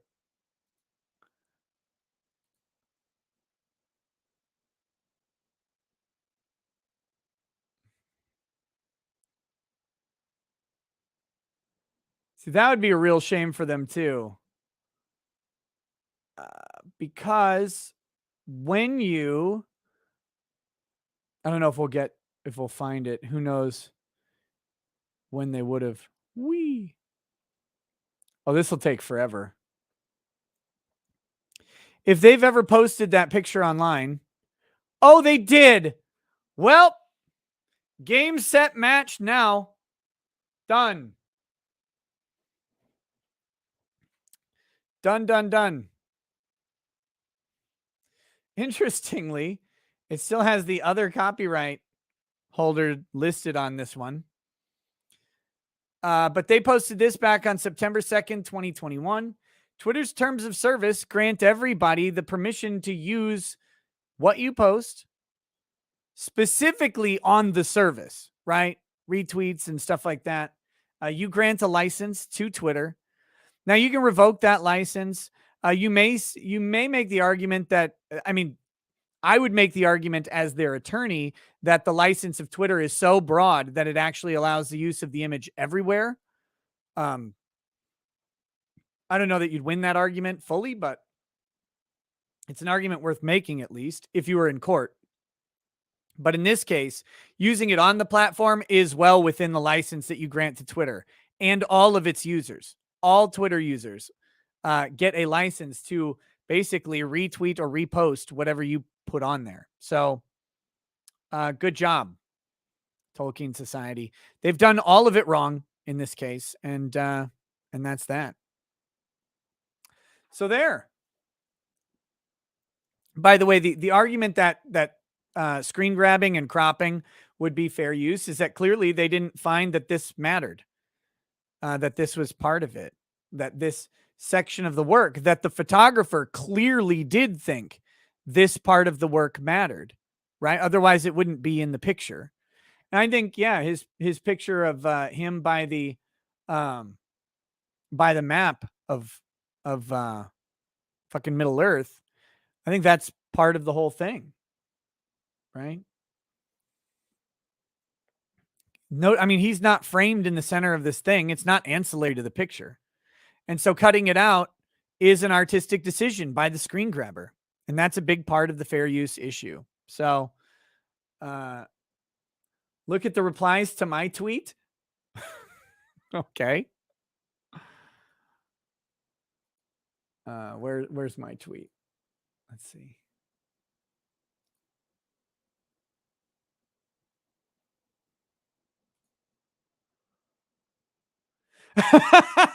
You sons of bitches.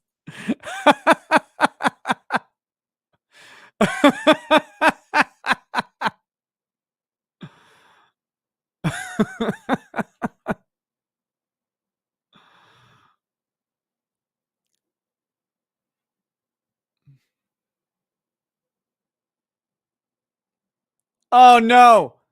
No, no, no, no, no, no, no. No.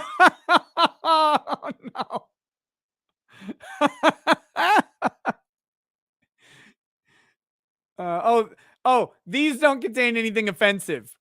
These aren't offensive. These are offensive.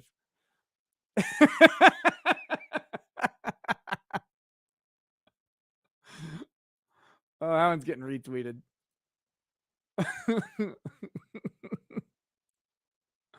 Why would you do that? Why would you do that?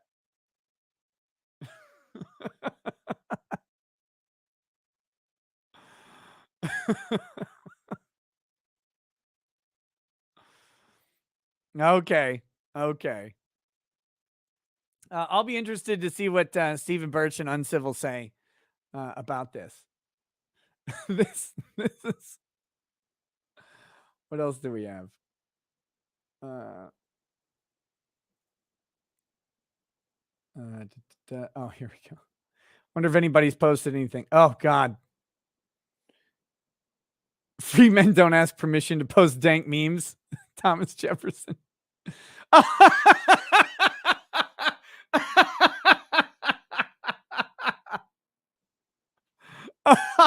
Oh man. Woo. My NF Tolkien. Let's see. Oh no, the Warhol.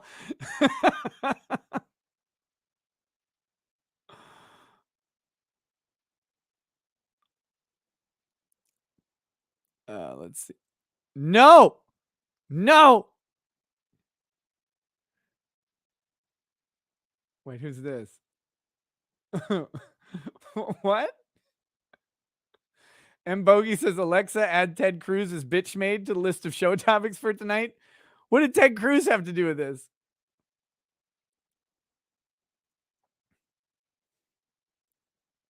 Let's see. What do we got? Uh-oh. Remember to leave your doors unlocked if you want your capital to be visited by insurrectionists tomorrow. You should ask Sean Gunner about this photo. Who's Sean Gunner? Oh, the Tolkien Society.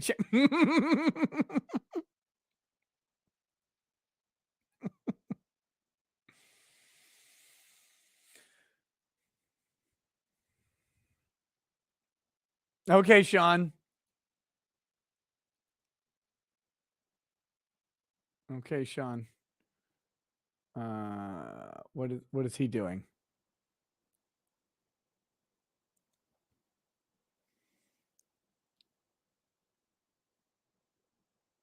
Let's see. Oh, hey, he's slightly based on this issue. Pre-departure test and isolation upon arrival will be scrapped in England. He's right. The government did make the right decision there. I'll give him props. Stunning rainbow. Tolkien Society spends $25,000 acquiring photos of Tolkien funded from its member subscriptions, and other organizations literally just go and use them and share them without any reference to the society whatsoever. Not how I expected to feel on Tolkien birthday toast. Well, I think we can make him feel better.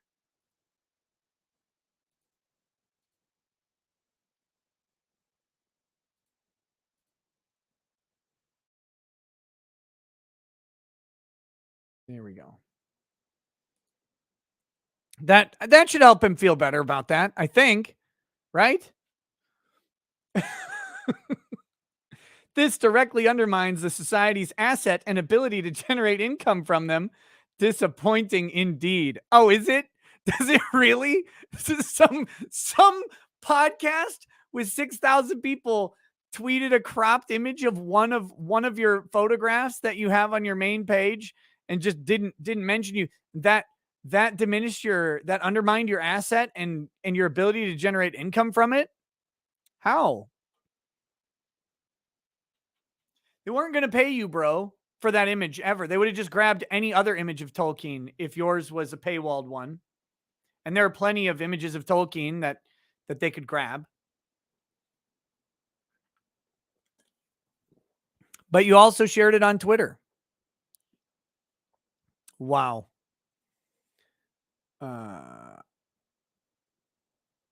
Brilliant retweet. Oh, man. Anyway. Phew. Okay, I think that's enough. Look, the Tolkien Society needs to just stop. Roll with the memes. Roll with the memes and you will develop assets. What were you going to do? What were you going to do? Like, honestly, you're going to sell stock photos of Tolkien to people? Here.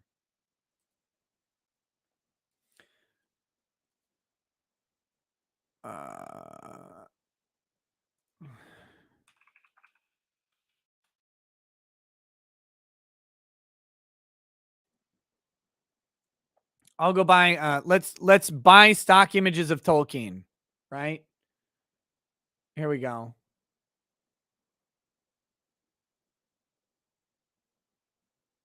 What's your licensing fee on your images of Tolkien? What is it? How are you using the asset?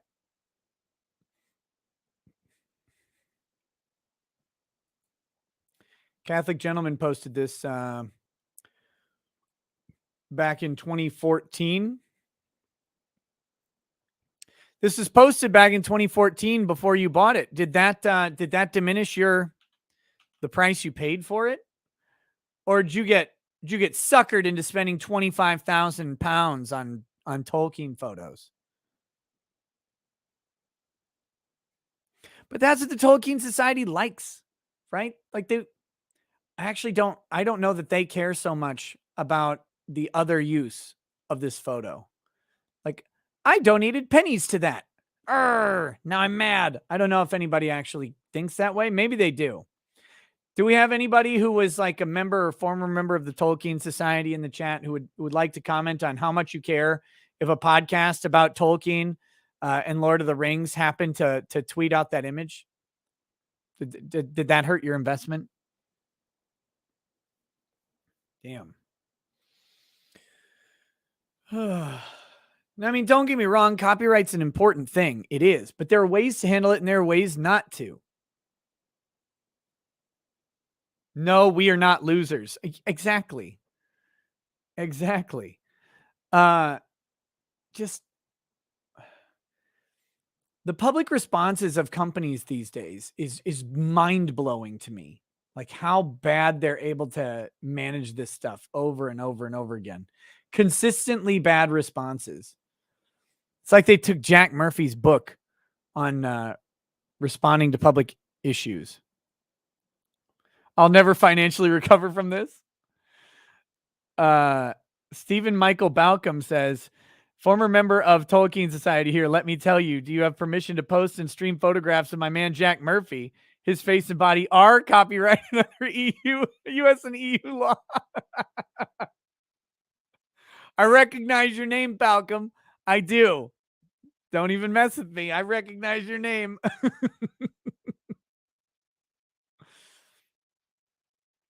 Okay. Wait. Shit, I missed a bunch of super chats or a couple super chats here. I will get to all the super chats, of course, tonight, by the way. If you don't know, I don't talk about this often because I don't like to draw attention to super chats and make people feel like they have to send them or anything like that. They're always appreciated and wonderful, and they help the show run the way it does. Maybe that's a bad thing. But that being said, the way I do them, I read the $20 plus super chats first, and then I will read the rest of them as we go.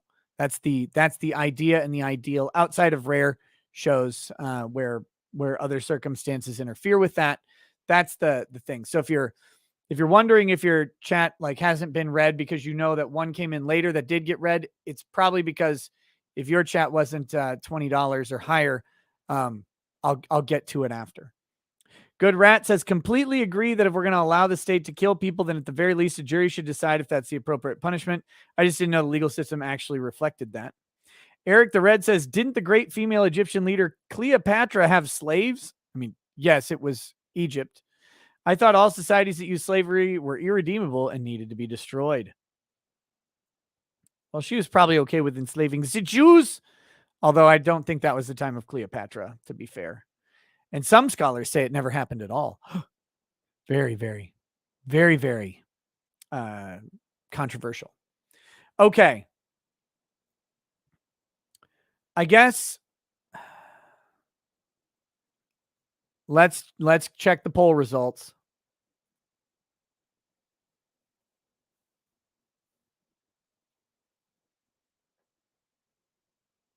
They actually argue that Egypt didn't have slaves. Oh, okay. There you go. So the poll results are that 55% of you know Ethan Ralph and 44% of you do not. That's a pretty significant number. So I guess I need to do a little bit of background on it. Check your replies to your tweets on civil. I did that.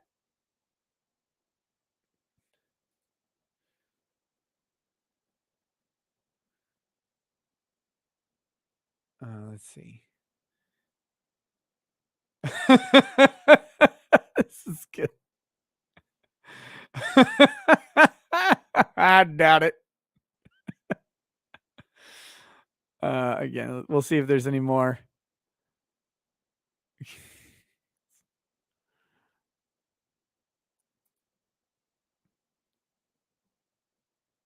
Oh, come on, load them. Get in.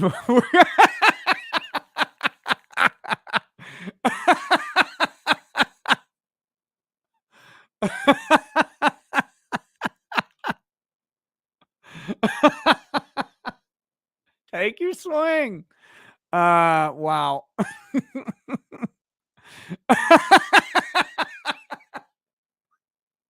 You guys are terrible.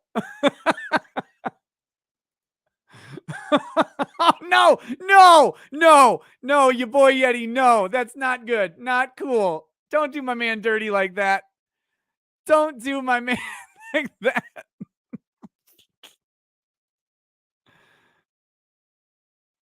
Who is? I have no idea who this is.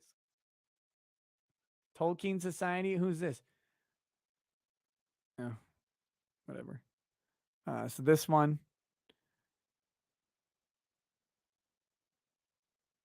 Let's see here. Are there any other replies to this? Oh no, Baby Yoda. Okay. Let's go see if there were any more replies to this one. Tolkien with the gun is killing me. Oh, that one goes behind the thing. I'm the captain now. Good job, Matt Deckard. I still love this one. This is good. This is good. Okay. All right. Enough tomfoolery and horse cockery. We got to get back into very serious work. Stephen Oglesby says, Angry Baneling, docks your sweater. I don't remember the brand or anything, but I'll send it to you. Stephen Oglesby says, came late. What happened to the trial you started last night? I have no idea. I haven't had time to follow any of it today. So we'll have to check. Flying Chimp. No, don't leave. Go. Don't. Please don't. No. Oh okay. Stephen Oglesby says, I don't know what happened to the trial that started last night. All I know is I cannot do the daytime streams right now. Not for a full trial. So we'll have to have to manage as we go. But that guy, it's gonna be 3 weeks of them just pounding him in like a tent post, right? He is gonna be. Ugh. James Carson says Jack Murphy did a show with Gavin a couple days ago. I think it flew under the radar. Going to watch it after this. 69 for 69. Lol. In case people are interested, Jack Murphy was not on Timcast this week. Although I think this is the every week, not the every other week. Jack was normally on every other week, and I think since he was on last week, he wouldn't be on this week. Instead, it was Marjorie Taylor Greene was on Tim Pool this week. So who knows? I guess next week will be the question on that one. But yeah, that'll be interesting to see how many chickens are in chat. Jack's tongue punched fart box says, if we're talking images used for profit, I believe there was a certain podcast that used mine. Where's my cut? Just kidding. Your cut is in the microscopic tears. That's where it was. Jack wasn't on for 2 weeks. Oh, my mistake then.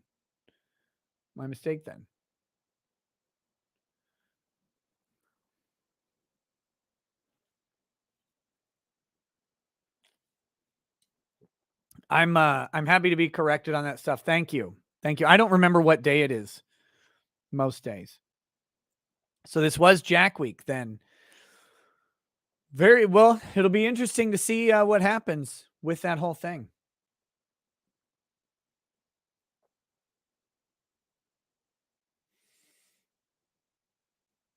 Ben Ice 13 says, worst part of the new year, Murphy has my dad's exact body type. I was so scared those were photoshopped. Well, you could just, if you need to, you can just put your dad's head on that body. It's fine.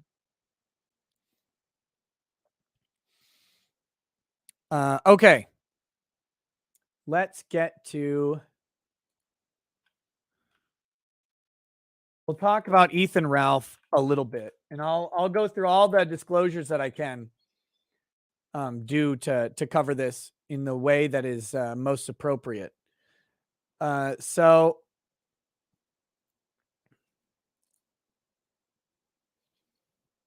this image may be subject to copyright, so we'll see. I don't know. These are images of Ethan Ralph from Google image search. Not this one. That's a different Ethan Ralph. This is an old picture of Ralph. This is a mugshot of Ethan Ralph. This is here we go. This is the appropriate picture of Ethan Ralph right here. Here, that's it.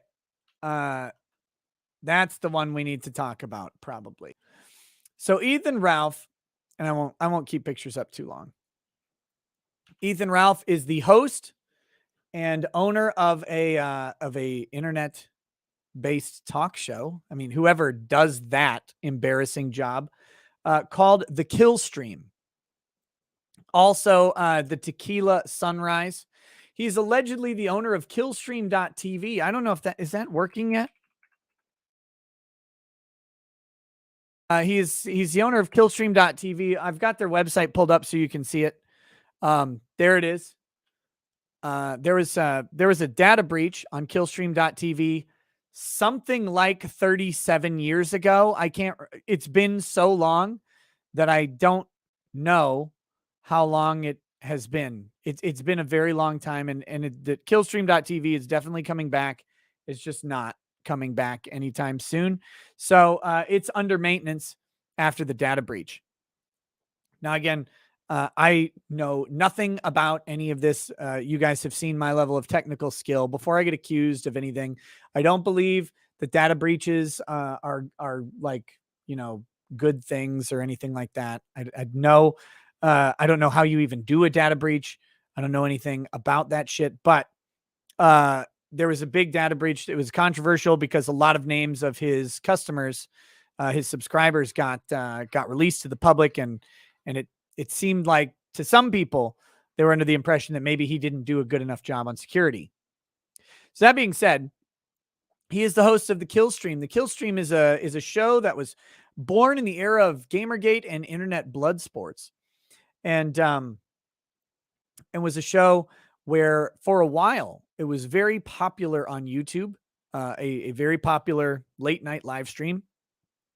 And the way it worked was this: a couple of people would enter the kill stream. Ethan Ralph was the host, along with various co-hosts throughout their time, and two people would scream at each other and call each other retarded and Down syndrome, poster children or whatever for a little bit, and then everybody would laugh, and the show would clean house and make a bunch of money, and it was great.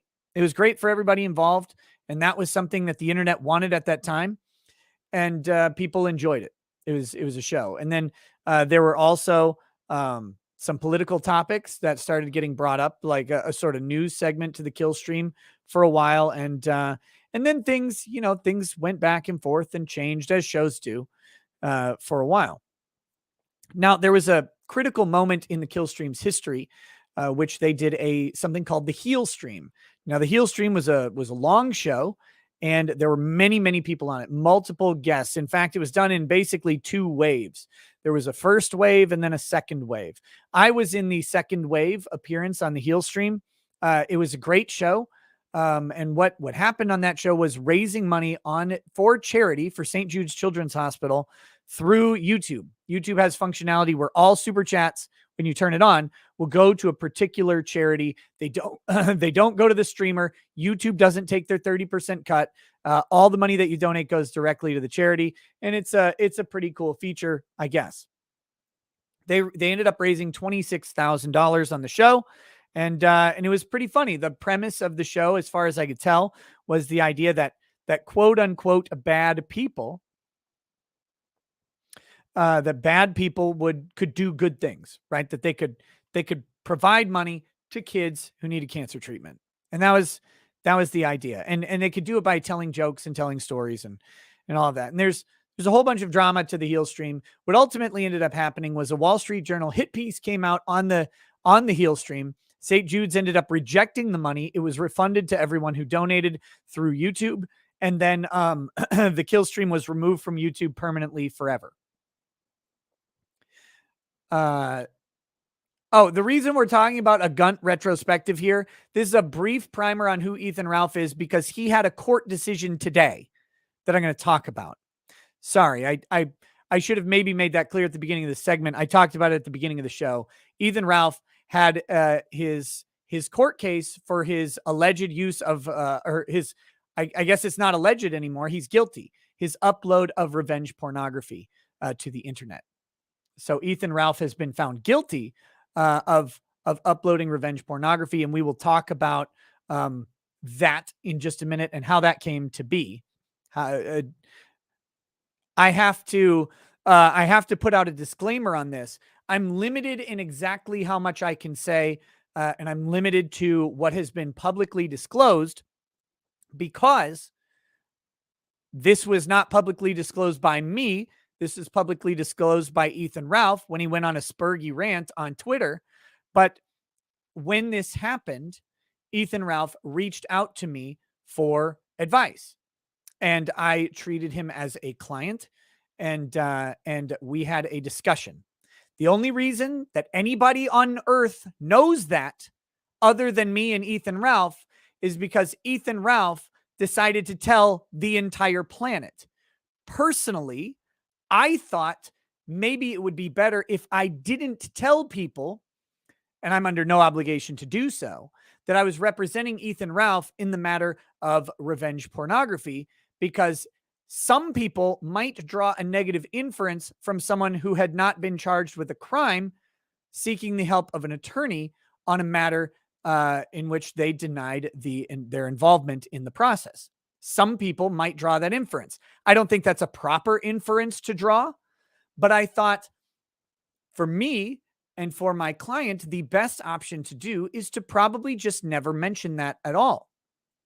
And it was going just fine like that for about a year. And by the way, I did do a video analysis of the revenge porn laws in Virginia. You can go watch that. You can watch that analysis.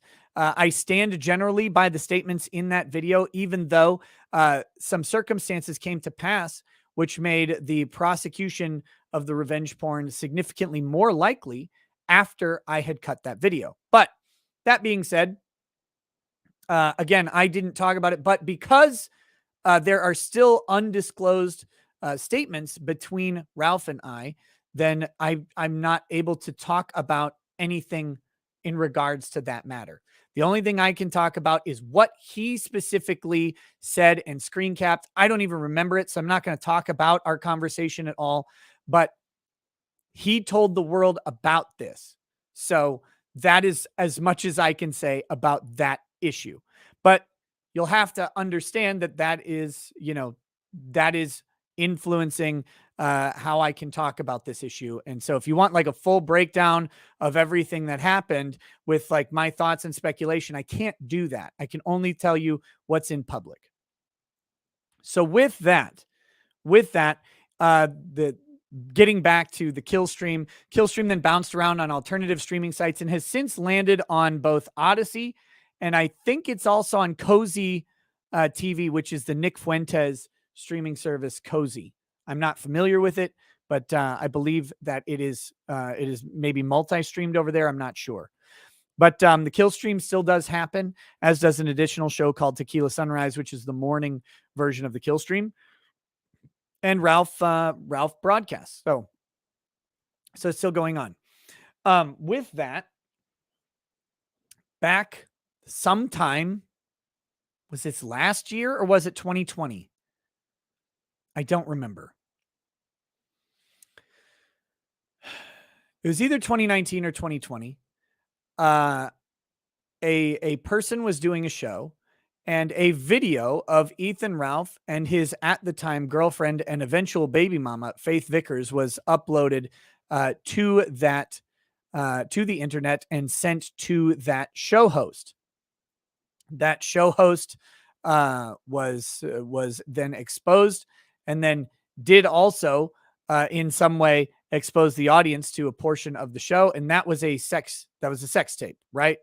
And that sex tape was passed around the particular circle of the internet that Ethan Ralph travels very, very quickly. It has some notoriety. Memes were made out of it, and it was there. There were allegations at the time that this was something called revenge porn. And then, revenge porn in Virginia typically requires a couple different things. It requires proof that the person uploaded the video and subsequently that the person did so for the purposes of humiliation or impugning integrity or whatever, harassment, those types of things. So with that, at the time, there wasn't a super huge amount of evidence that this was sufficiently motivated, that this was going to be charged. It's a misdemeanor crime in the state of Virginia. But then it was eventually charged, but then it was eventually dropped. It was dropped at the time, and it seems that there had been some sort of deal for a deferred prosecution. It's called a nullo prosecui or something stupid in Latin. And I don't know any of the terms of this at all. So I'm speculating on what generally happens in those instances. What happens here when you have that deferred prosecution is the prosecutor takes the file, they unfile it from court, and they keep it in their office. And they say, as long as your client doesn't fuck up in the next year, we're just going to throw this file in the garbage, right? And we won't prosecute your client. If they do some other thing, then we'll bring it back and then we'll file it and then we'll go through with the charges. I think it was about 5 months after that, sort of whatever the terms of that arrangement were. I don't know. I'm saying in a general sense, that's how we get those types of misdemeanors handled here in Minnesota. But in that arrangement, I have no idea the specifics, but it was about 5 months from whatever arrangement they came up with that the charges were brought back. I don't know if that has to do with statements from the victims. I don't know if that has to do with some thing that Ralph's alleged to have done. I don't know any of the details on that, but the charges were brought back. The trial was scheduled for today. The trial did not occur. At the last moment, apparently, right before the trial was set to occur, Ethan Ralph was offered a plea deal, and the plea deal was done. The plea was what's called a no contest plea. Let me be very clear about what a no contest plea is. A no contest plea states that the person maintains their innocence, yet they acknowledge that the state has a sufficient case to convict them. So that's how a no contest plea works. It's sometimes called an Outford plea. For whatever reason, they're not going to admit to the specific facts, but they will acknowledge that the state has sufficient facts. So that is what happened today. And the sentencing on that is a 1-year suspended sentence. So for everybody wishing Ethan Ralph would go to jail over this, he does not look primed to go to jail over this unless presumably he would violate some terms. But he has a 1-year suspended sentence, and that is how that goes. Or a suspended sentence for a year. I don't know what the sentence itself is for, but that is where that is. So what can be said is that Ethan Ralph has pled no contest, which is a guilty plea, and has been found guilty of the act of uploading revenge pornography. So there you go to that. So what happens next? Why take the plea? Why do this? Ralph has always maintained his innocence on this one, but he decided at the last minute to take this plea. I have no idea why. I'm not involved in any of this stuff. Haven't been for a very long time. In fact, Ethan Ralph very much hates me and is probably mad I'm talking about this at all. But that's neither here nor there. To be clear, he hates me because he farted on camera and I very mildly laughed at it. And yes, I'm serious. So with that, there is actually potential impact in this case because this is not actually Ralph's only criminal case. Ralph has 2, I believe, upcoming restraining order violation charges in, I think, California or Nevada. I think it's in California. And there's a problem now because you have restraining order violations and you similarly now have a conviction for revenge pornography against presumably one of the restraining order holders, which would be Faith. And so that could have some sort of impact on that. I don't know. I'm not familiar enough with California law, and I don't have enough of the details about what's going on in these cases, because besides from laughing from the sidelines, I don't spend a ton of time researching the legal woes of Ethan Ralph. Those are his to deal with. Admit it, you made a stinky face at his fart? Yes, absolutely.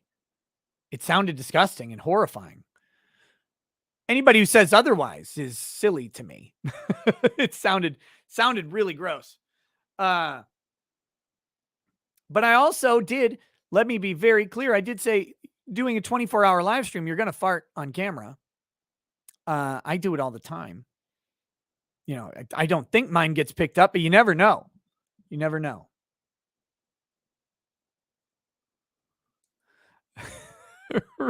Rebound, that's bait.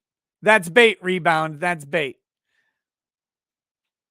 I don't even know where to find the fart clip anymore. Okay? I don't know where to find it.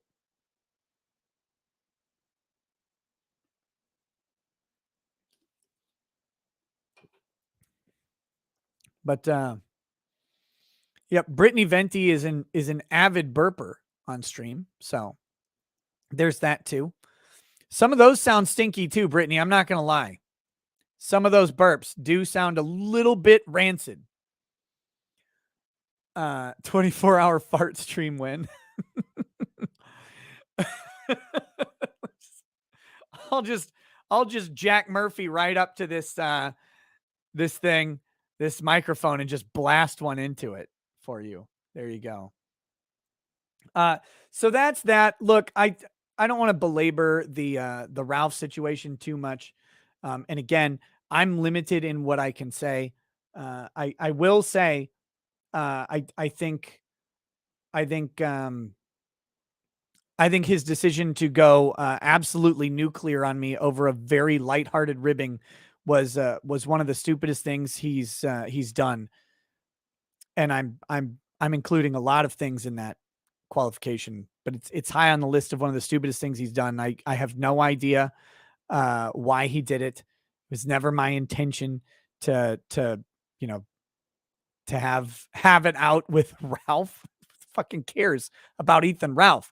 But that being said, he again, my strategy the entire time, which I thought was a pretty good one since it worked, was to never ever mention that he talked to me about it at all. And I took quite a bit of heat for that person, by the way, because people wanted me to condemn Ethan Ralph. They wanted me to say all sorts of stuff about Ethan Ralph. They wanted me to talk about it. And I, one, couldn't, and two, wouldn't do that to someone I treated like a client. But I also, rather than deflecting the personal ire I was getting, there were my own fans, my own like Discord subscribers who were very frustrated with my handling of the Ralph situation. And I didn't tell any of them either. And I took all of that heat personally. I dealt with that because that's kind of, that's the lawyer gig. You have to do that. But yeah, so fuck you, Ralph. At the end of the day, fuck you. Very much.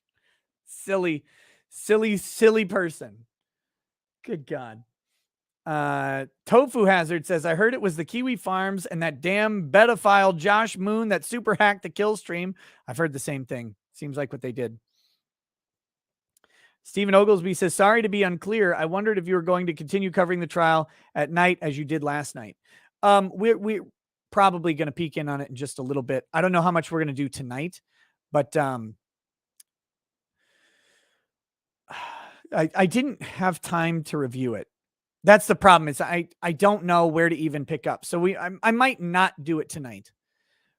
I want to continue coverage of it and see where it's going. So I might try and do some summaries, and then next week I might be able to actually get into the trial itself. Oh, very important. Friday the 7th. The sentencing of Ahmaud Arbery starts early. I think it's 9 a.m. Eastern, so 8 a.m. Central Time. I will be live streaming here the sentencing of Ahmaud Arbery, and I will be inviting the panel on the show. I believe I've got Andrew Branca coming on for that. So we will be watching the sentencing of Ahmaud Arbery on the 7th. Or sorry, the McMichaels and Roddy or whatever. Arbery was sentenced to death.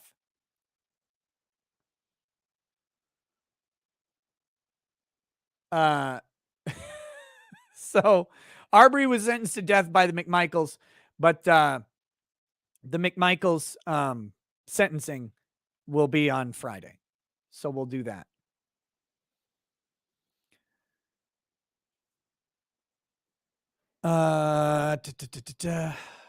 Yeah, and Bronco will be on for that one, I believe. And so that should be good. And then I think the Supreme Court arguments on the vaccine mandates may be happening that same day, if I'm not mistaken. Is that also the 7th? Does anybody know? If that is happening later in the day, and hey, there we go. If that's happening later in the day, I'll just keep the stream running and we'll go into those arguments. If they're live streamed, we'll do that too. Or I'll do that. How long is sentencing usually? Like an all day thing? An hour. The things that happened now, this one might be a little longer because you have 3 defendants. So here's how sentencing hearings work in Minnesota. Okay. The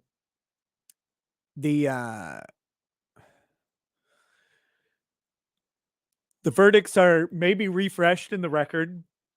They've already been read into the record, so it's not really necessary. The judge then takes a pre-sentencing report, some statements from the prosecutor, some statements from victims. Victim impact statements are made. And then statements from the defendant themselves get made. And then the judge takes all of that and then applies the pre-sentencing investigation report along with what they've heard in court. They resolve any motions that are necessary for sentencing, and then they sentence. So typically the motions that are necessary for sentencing would be things like in Minnesota, it'd be an upward or downward departure from a guideline recommendation. Say, well, they're supposed to be sentenced for 6 years, but we are asking for no jail time, just probation, because we think that this jail time is not necessary or appropriate or blah, blah, blah, blah. So there will be probably some oral argument. There will probably be some impact statements from victims. There will be statements from the defendants, quite possibly. That's their time to show remorse, for example. If they haven't had the like if they didn't testify, that would be their time to show remorse. I think all of these guys did testify though. So it's basically make the case for the lowest jail time you can get while the victims get up and cry a whole lot. And then the they try to convince the judge to put people in prison forever.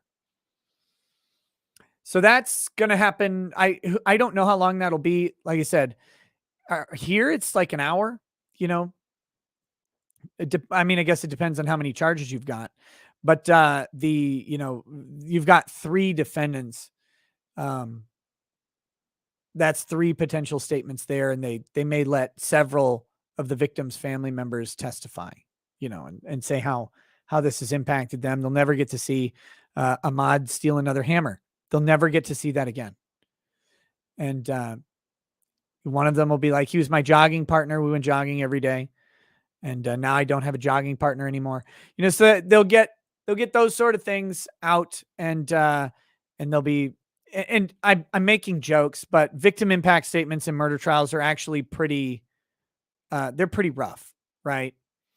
Again, no matter what you think of the person who is dead, a lot of times someone out there liked them and they are experiencing loss.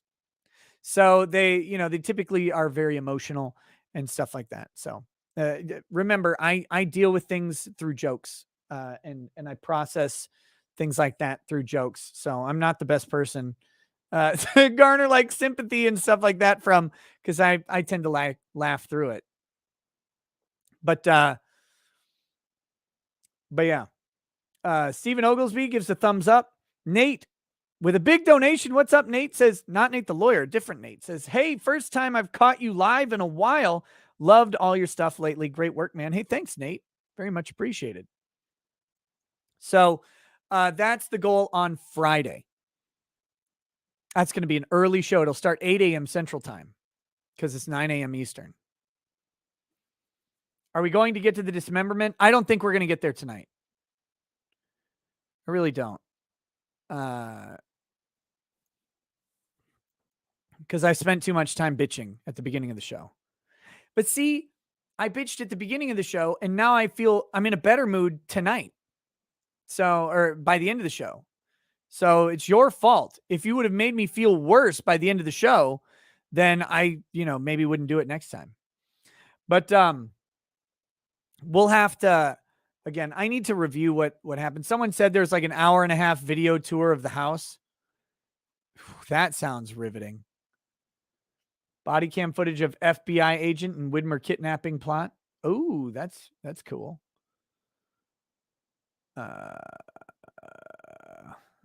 You missed the bitching. It's the first 48 minutes. So I am going to try and get caught up on the Halderson case, though, and see what's going on.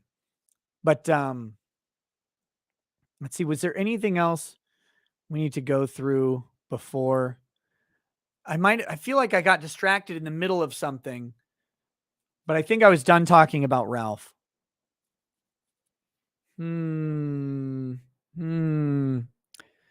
Talk about Maxwell. I can't talk much about Maxwell. I mentioned it at early on in the show that the juror statements were presented in a super chat or something, and I was very dismissive of them because it sounded like just kind of basic. The way it was stated was one juror influenced other jurors, and it's like, well, that's what jurors do when they argue; they influence each other. There's nothing wrong with that. I don't see why that would be a thing. But now it has come out that one of the jurors maybe lied on their jury questionnaire. Those are made under oath, and so now it's possible that it could end up in a mistrial. Although the interesting thing is the juror who allegedly lied on the juror form was favorable to Maxwell.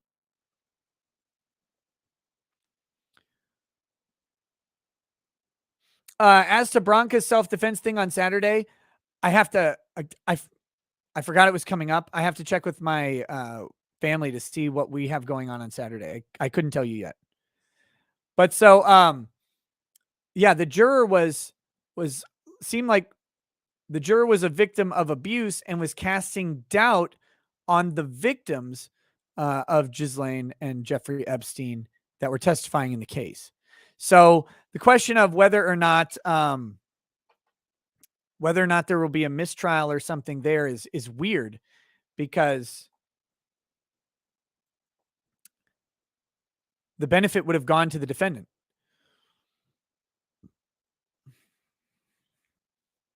All right. Let me pour another whiskey. Ingrid Bainling, yes, the idea is to do a movie night tonight.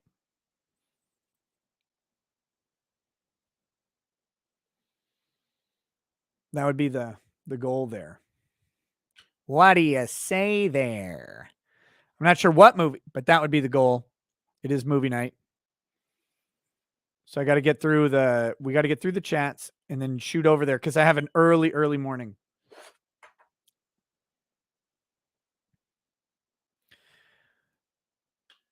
I'm not sure what movie it is. Movie night still exists. There's some, you motherfuckers. No, I'm not doing Face Off. No, that movie sucks. Undercover Brother is gone from Prime. So, okay. Let's a movie about an hour-long house tour. No. Salo is not on Prime. I would definitely do Salo if it was on Prime. What am I drinking? Real quick, I'll show you. Lafroig Cardis, I think is how you pronounce this. Cardis casks. It's a triple matured Lafroig. It's really, really good. Really, really good. It's really dark for Lafroig, too. Like, take a peek at that. It's like, that's a dark Lafroig. That's the sherry cask finish on it that turns it out.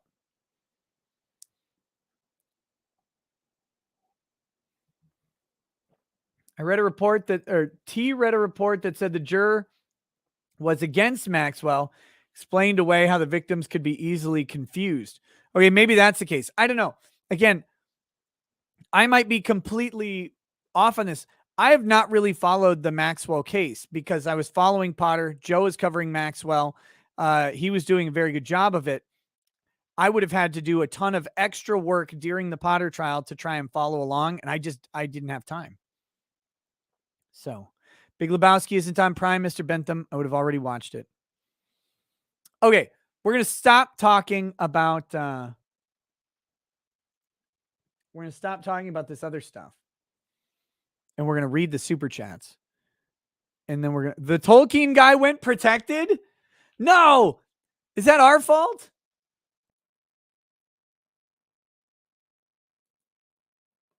Whoops.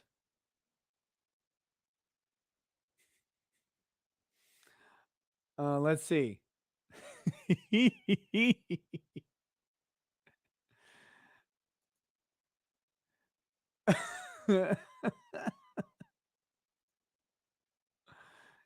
Yeah, he did. Oh no. When you wield catastrophic power, you must use it wisely. Never give me power. I will never use it wisely. I will only I will only use it to make jokes.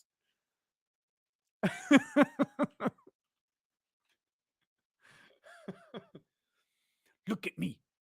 I'm the talking chair now. Did Jack block me on Twitter? No. No, I don't think I'm blocked yet. Let me see. Nope, I'm still in. I'm still in. The last main tweet he had was still his statement about the Claremont Institute. Here, I'll show you. Woo! Claremont Institute. I don't know if he's had any tweets since then. Oh. Okay. He did respond 5 hours ago. Oh my God. Oh no. Oh no. Oh no. We'll get to it. This guy says, does that mean you'll be issuing refunds for the brunches? That's what a man would do, dude. And then he says, yes, of course. If an event doesn't happen, 100% will be returned. Can we take payment in the form of fucking your wife? Oh, that's brutal. Oh, you want it larger here. Whoops. There you go. That's wow. Wow, wow, wow, wow, wow. Wow, wow, wow, wow, wow. So there you go. Goodness gracious. Okay. Okay, we're gonna read super chats and then go pop over to Twitch for a quick movie stream. I'm looking to find some time and develop more locals content. Maybe we'll have a locals breakdown of January 6th tomorrow, since there are things you can't say on YouTube. Ooh, that's a good idea by me. Thanks, me. You're welcome, me. That's a good idea. We'll see if we can do something like that. Okay. Here we go. Blazecast says, discovered you over the hilarious Streisand effect fiasco. I can't even catch up with your great shit without you already being live seemingly every day. I wish you happiness, health, and keep killing it. I don't dismember. I don't dismember it. Or don't dismember it. Okay. Yeah. I typically speaking, I would stream twice a day. Whew. There should be about 10 streams a week, basically. So it's designed, the content production on this channel is designed so that you can't watch it all. That's the idea, that you have, and that is the challenge, that you will not be able to keep up, that there will be too much content for you to watch, because I never want someone to have any time where they're not with me. So I want to produce. I never want anybody to think, oh, well, he's not producing enough content. So I always try to produce more.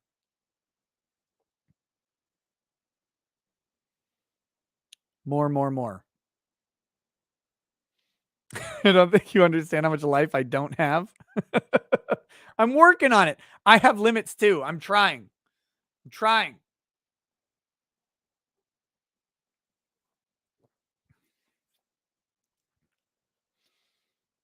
You watched all the content and all the Twitch streams?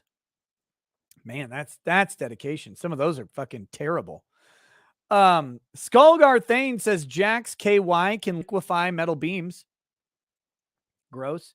John Cook says he wasn't licking assholes for a living. He was doing it to pay for his kids' sports team dues. Oh, Balian says, bro, it's minus 25 in Alaska right now. Your cold ain't shit. You know what, though? I will challenge you because I think you'll agree with me, Balian. I say that 5 to -5 is a worse temperature range than -20 to -30. That same 10-degree spread, I would actually prefer -20 to -30 over 5 to -5.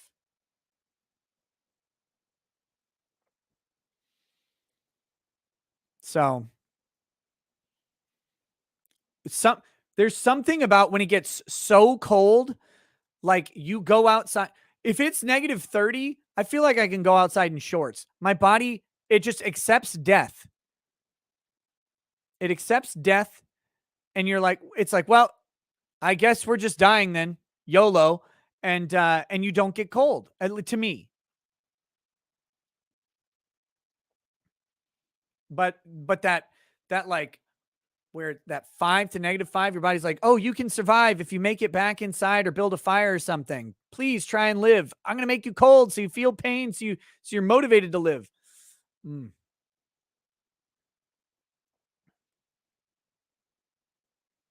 So anyway, autistic Minnesota noises. That's how it works for me. I went out the other day, like it was -20 the other night, and I went out to bring the garbage out, and I was just like in a short sleeve shirt, and I was just fuck it. Mystery Beard says, no matter how bad your day is, there is someone that is Nancy Pelosi's gynecologist. Gallifrey says, tried Lafroig 10 and can't do it. New to whiskey, and I'm liking Glenlivet's and Macallan. Oh, yeah. If you're new to whiskey, you don't start on Lafroig or Lagavulin. Well, unless you have giant testicles, then you can. But there's something you have to kind of get used to, the drinking of whiskey as a practice, also known as alcoholism. But no, there is a way to drink whiskey, which you kind of you're either taught it directly or you pick it up, where it cuts down on any of the harshness and stuff that you would normally get. And once you do that, then, to be fair, you have to have a very high IQ and high testosterone levels to enjoy Lagavulin and Lafroig. No, it really is. It's getting past the harshness of them and enjoying the smoke and the earthiness of them, because that's what I love. Love your streams, man. I came for Kyle, stayed for the based humor.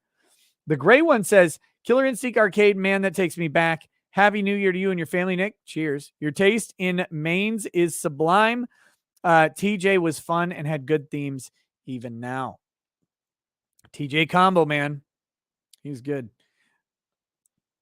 Chief Thunder Spinal TD says, can we get a lawyer gamer review of Cuckold Simulator? I hear they just released a new great DLC. I'm thinking about streaming it on Locals in the very, very near future. I can't stream it on Twitch anymore.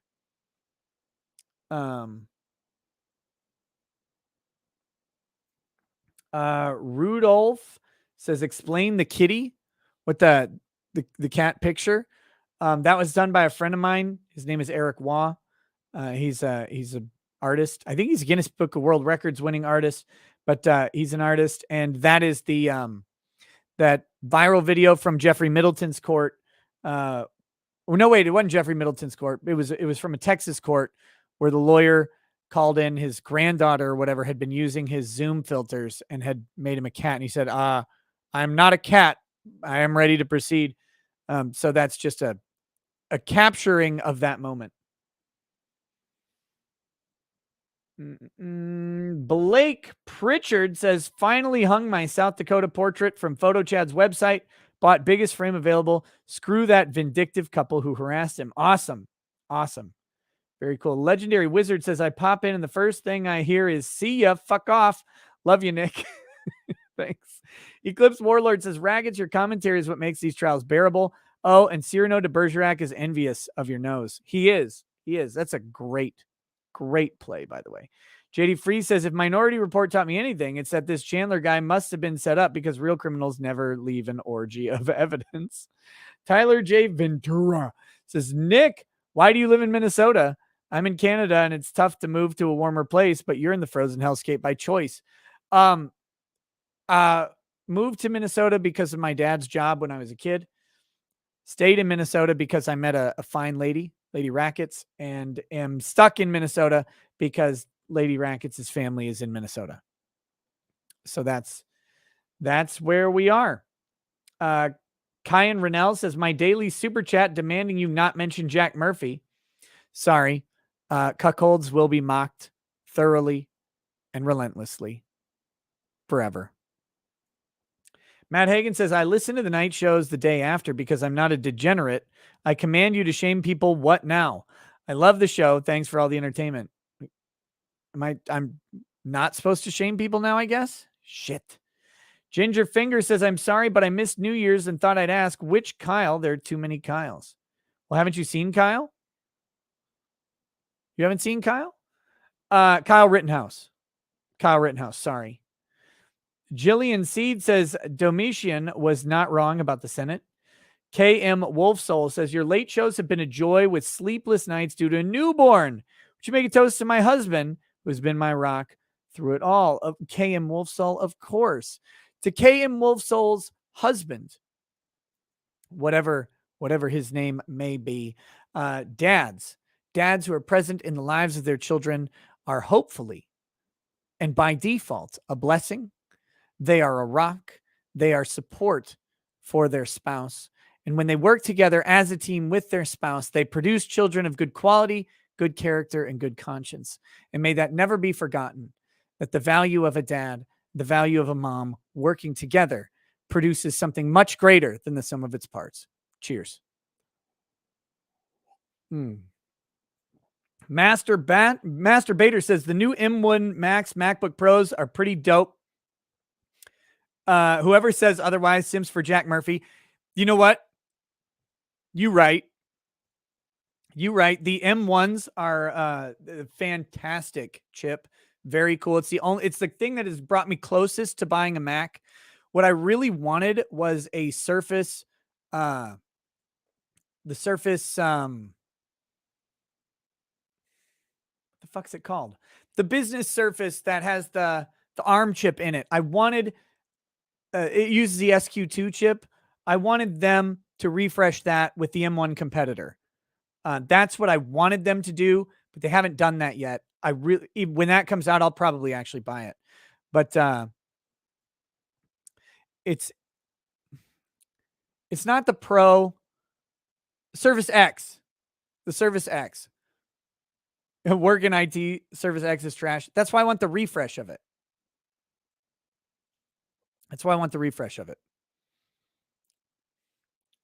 He says, whoever says otherwise sims for Jack Murphy and tickles his sack daily.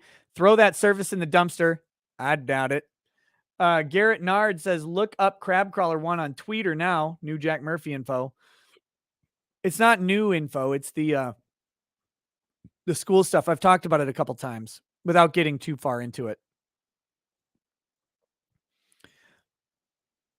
Jeremy Matrida, do you like the Surface Pro X with the ARM processor? Pride or Honesty says, seeing people earlier call you a bully and Jack a victim was another example of people choosing identity and ignoring what's right in front of them. Yeah. Yeah, that was just as a mistake on their part. So. S. Asp says, gotta go to Rumble. Thanks for the prayers, by the way. I need to talk to Rumble. I have a pending interview meeting with them. And I haven't gotten around to it because I've been fucking tossed. Forbidden Cat Belly says, reminder that the average 78 of children born during the pandemic have an average IQ of 78. Oh, the average of children born. Okay, gotcha. The Chicago public school system needs to go the way of Jack Murphy's career. Yeah, so that was based on a study where it's showing that the pandemic and lockdowns is having a measurable effect on the IQs of children. And of course it is. Of course it is. Jennifer Genter says, oh my God, Ricada, check out Where is Flossie story in Angelica, New York, my hometown. We all had bumper stickers that said, where is Flossie, lol. The guy that supposedly killed her just died. Damn, I never heard of it. I'll have to look at that. Brett Van Buren says, hoping to head to law school in the fall. Can I become your intern? I don't know that you want this type of experience for your legal career. Like, it'd be an intern for me would probably just be making memes and shitting on people on Twitter. Sounds like a good fucking internship. Wow. Sherry Walters, thank you for the donation.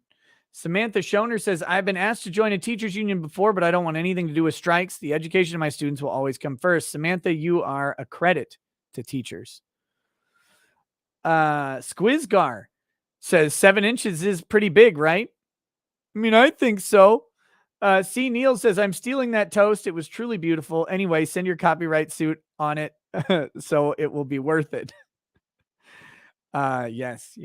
Feel free to use any toast that I make.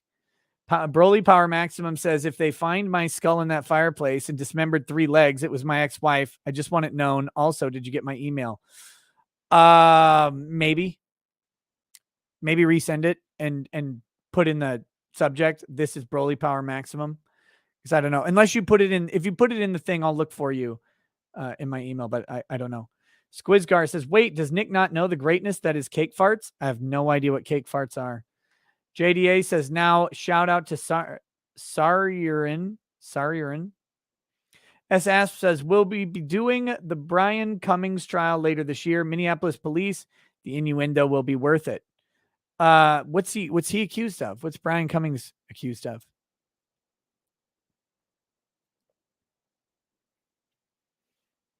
Nimitz says, I need Mark Richards to request Faye Valentine use his face as a chair. Listen, Spike and Jet, I know she's kind of a burden on you guys. You're always having to rescue her. Doesn't even know her own real name. Can't remember her past other than debt, like most women.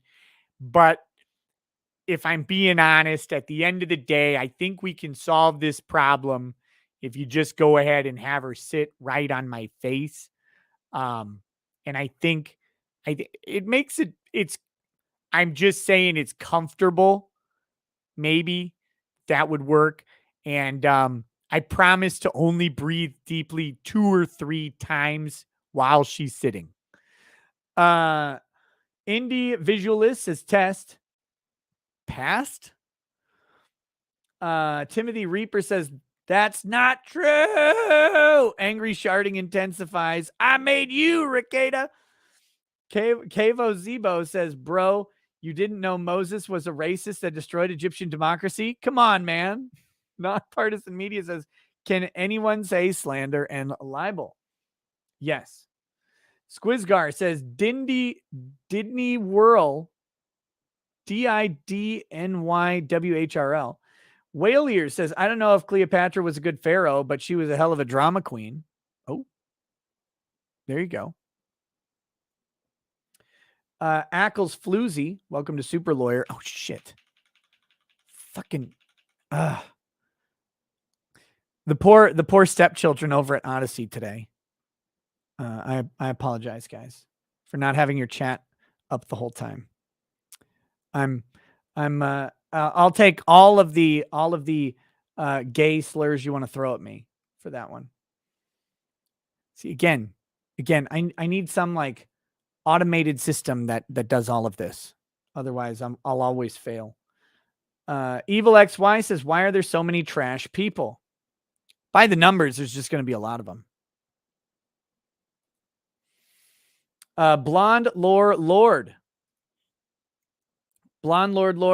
says, how about how the only remembered female pharaoh, 1, got with a white dude, and 2, had the white dude's army help him install her as pharaoh? Oof. Gabe the Drizzle says, 100 carat red pill. Search Gloria Steinem's childhood in Toledo. Bipolar disorder mom pimped her to local cat house from a young age. Blame dad. CIA honeypot. Hashtag MS Mag glows. Bad Vibe says, we must deal with your nose supremacy and smug, drunken elitism. El Gonzo 1000 says, I'm not racist. I've got a black friend, Ricada 2022. I've been saying that forever.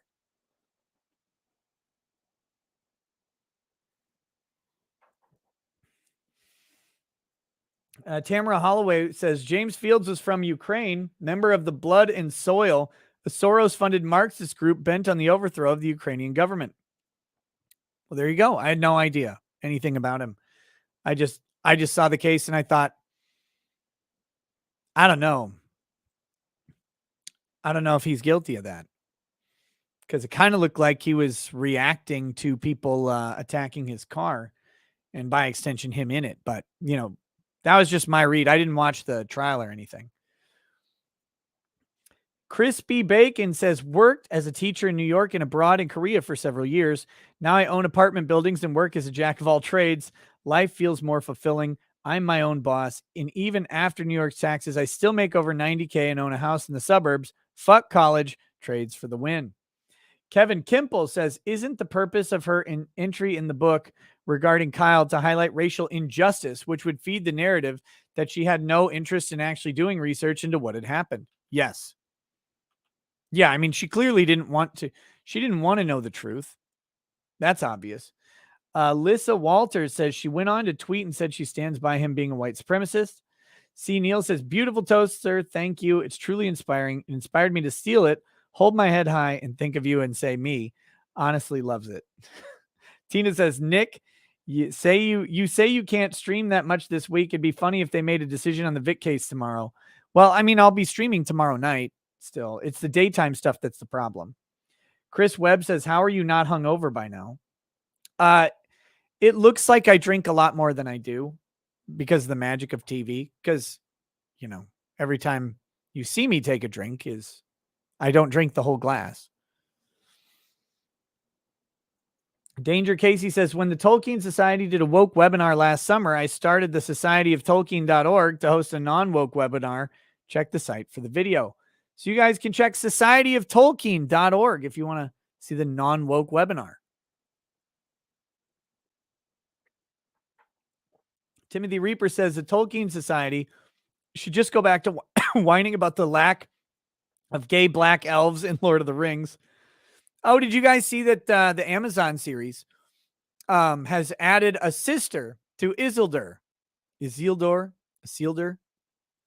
king of Gondor, who chopped the ring off of what's his fucking name? Sauron's hand, right? Good job. Good job. Why does he suddenly have a sister? We don't know. We have no idea why a sister exists. If they put a sister of Isildur in the show and she's not naked, then they can all go to hell. Because that's the only reason I can think of putting a random female character in that didn't exist. Is if you needed to increase the Game of Thrones levels of nudity that have to be in the show to make it tolerable. Because otherwise this thing is shaping up to be a disaster.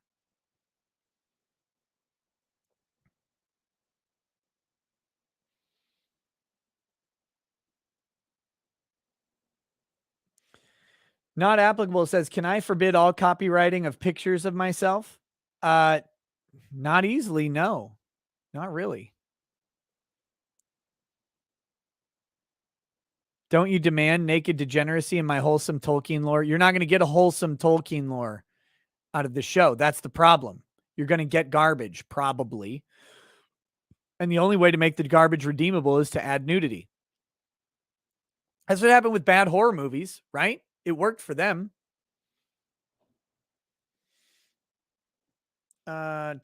Walter Deadman says that image crop makes Tolkien look like Joe Biden. How dare they make Tolkien look like a walking corpse? Hyper Alaphilly says, funny that you mentioned buying an arcade cabinet. I wanted to buy an arcade one-up cabinet, but decided to build a custom one with my dad instead. Yeah, I think at some point I will actually get a full-on custom crazy one with all of the good games that you can get on it. They're pretty expensive. These we have a little arcade set up for the kids, and it's their size. For me to play, I have to like sit down on the ground. It's a mess. Ackles Floozy says, found you through the Kyle trial and have binged your content for days now. If you hate the cold, move to Arizona. Would probably suck with your heat allergy. Yeah, it. You know where's great? Hawaii. Except I don't think I could live in Hawaii because of the fucking communism. Andy the Game Maker says, one does not simply overlook fair use. JD Freeze says, just wait till the Tolkien Society acquires all the Tolkien picture NFTs. Then comes the reckoning. Balian says, you're absolutely correct. Once you get into the negatives, it just feels like death's charging at you full tilt. Kyle Cluckin says, gray suit version of it is on IMDb under Tolkien. Not applicable says Tolkien Society should date Jack Murphy. James Curran says, Royce has been covering this guy, James Robert Clark III, who's been stalking this girl from Argentina. Want to see some cringe crazy? Look at his channel. I think I might be recording with Revenge of the Sis soon. They invited me onto a show, so I gotta check with them. That's my job to follow up on that. Professor Chaos says, I still don't understand why it's not defamation to call someone a white supremacist with zero actual evidence of it or evidence to the contrary. The problem is that the courts, in my opinion, it should be defamatory, but the courts have determined that things like racist or white supremacist are opinion statements. I believe that you're a white supremacist, therefore it's an opinion statement. Because how would one prove that you actually believe that that whites are superior to other races is the question that the courts have to ask. How would we objectively prove or disprove this thing? Can it be known or unknown by outside people? I think it can, right? I think it's pretty, we determine states of mind all the time in court, but the courts have generally strayed away from that. So that's why. It's not a good reason. That just is the reason. Thomas Finton says, did not hurt because I'm not a mindless grifter / golem. Angry Baneling says, docs your sweater, Nick. Looks great and I need one. Principal Potato says, pounding, you say? Jack Murphy's ears perk up. Amateur Ant says, it was Jack's week. I'm not saying he wasn't there, but Tim probably got his salad tossed after the show. Scotty DU81 says, watch Total Eclipse of the Shart. Yes. I won't watch it on stream, but everybody should go ahead and take a look at that. Metatarian says, Ralph and Biden having a competition on who is the supreme brap lord. 200 Watt Studio says, did you cover the Ethan Ralph tonight? Update. Yes. Caleb C says, tell us how you really feel about Australia. Just kidding. Look, I have no feelings for fake places.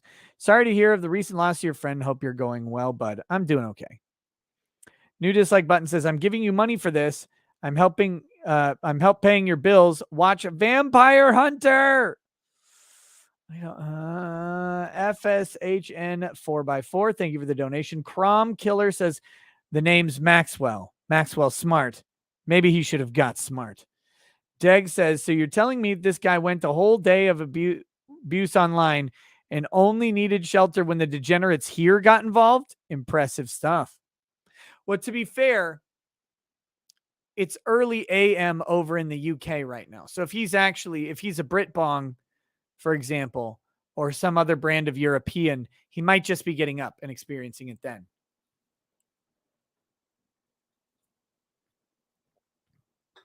No, they're not saying Vampire Hunter D. They're saying Abe Lincoln Vampire Hunter. We would watch Vampire Hunter D or Bloodlust in a heartbeat.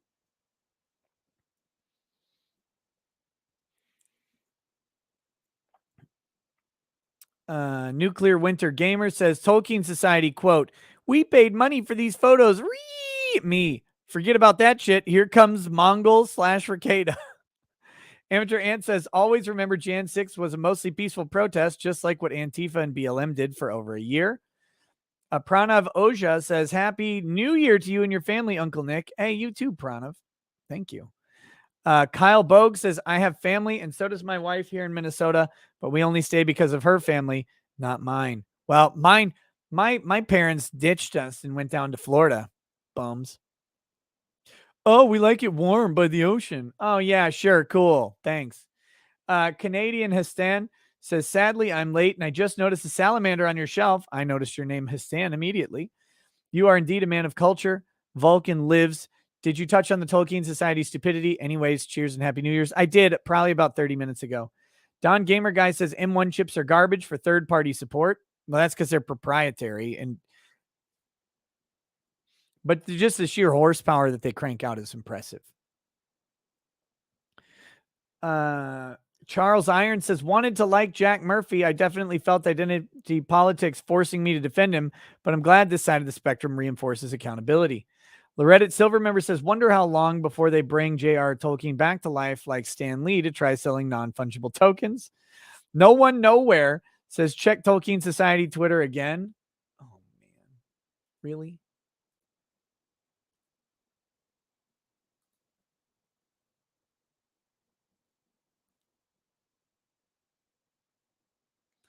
What am I supposed to check on this? I don't even know where. I'm not seeing anything obvious. So I don't know where to check. Kyan Rennell says, Face Off, a terrible movie. Insta unsubscribe, gay. Lorette, okay. Loretta Silver member says, when that super chat brought up blood and soil, I immediately thought of Ethan Ralph because that was probably what was in his pants after Sharkgate. Eugenius Bear says he's got Sammy Davis eye. Tor Theo says, want to bet Isildur's sister would have thrown a ring in. She's going to be nagging him the entire time. Oh, I would have put that thing right in the lava. You kept it. Ben Frail says, Isildur was never king of Gondor. He was king of Arnor. Aragorn had no lawful claim to the throne of Gondor. Not applicable says, copyright is garbage. Need to scrap it at this point. Nate says, don't add nudity. We may end up with ent porn. And Logan Orr says, had the girl showing me a gold mine, I'm thinking about claiming fall into the river. Had to drive her to the hospital for hypothermia. That was awkward. Oh, sorry. Punctuation. Had the girl showing me a gold mine I'm thinking about claiming fall into the river. Had to drive her to the hospital for hypothermia. That was awkward. Ugh. Ugh. The Squid says, lol, I don't get why people are only focusing on the mostly peaceful protests of 2020. These people have been having those protests since they destroyed my hometown, Ferguson, in 2015. No, Ferguson, what are you talking about? That never happened there. Everything was great. Okay. There we go. That's the show. Oh, wait. I think there was a chat or two on Odyssey. Let me read those real quick.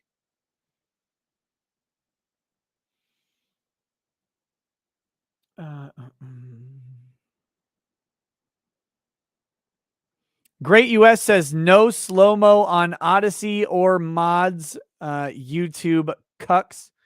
Mark Gee says just don't bring your filthy nagger ways here. I don't have a problem with the YouTube people, but a lot of them are naggers. And Great US says, oh my God, Ricada Law, post that in Twatter. You pulling a Jussie, but you're less feminine. That was good. That was good.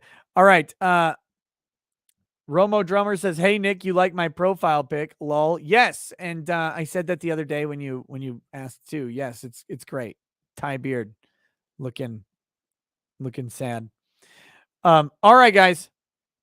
Stuck on You is probably too long of a movie for tonight. Baffled Buffoon. Thanks for joining me tonight. I'm going to play the outro, and we will see you maybe over on Twitch.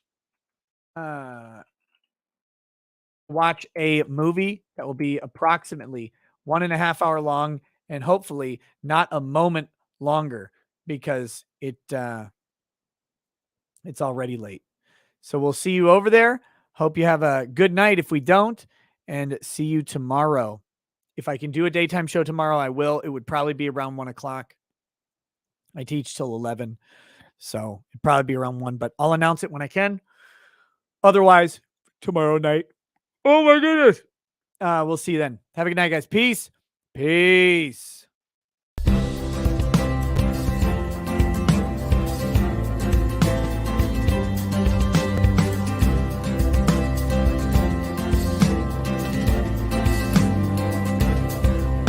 he drinks a fair bit, but you realize that it just helps get his noggin jogging along. With his glass by his side and his kids asleep tight, we'll hear some law-splaining tonight. With his microphone muted, we'll laugh at this boomer until he explains it's all part of the plan. Watch his face become redder as he becomes meta, raging at idiots from Twitterland. From the white shores of Maine to the hills of Glenlivet, there's no one who explains the law better than Nick. So pour out a glass for the ones who have passed, make the law what we have now. Oh, his lady is fair, and she handles herself with the grace of one who has borne many children. As the wife of a lawman, she makes sure that he has the time and the place to provide for them there. So pour out an ardbeg, a bow, more of that brook. The spirits flow as the ones who get unemployed. So pour out a glass for the tea post on Twitter as we hear law-splaining tonight. From the white shores of Nairn to the hills of Glenlivet, there's no one who explains the law better than Nick. So pour out a glass for the ones who have passed to make the law what we have now. Oh, the guests are all plentiful, from Dante to Drexel. They bring their perspective and spice to the mix. But the reason we're here and the one that we cheer is the one who is showcasing us his career.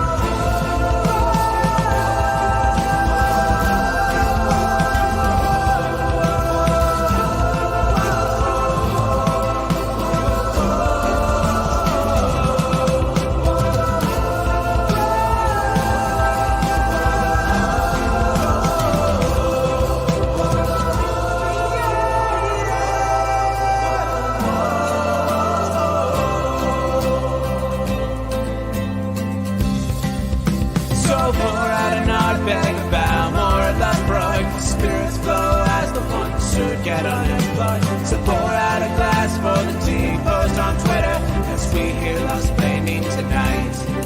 From the white shores of Nairn to the hills of Glenlivet, there's no one who explains the law better than Nick. So pour out a glass for the ones who have passed to make the law what we have now.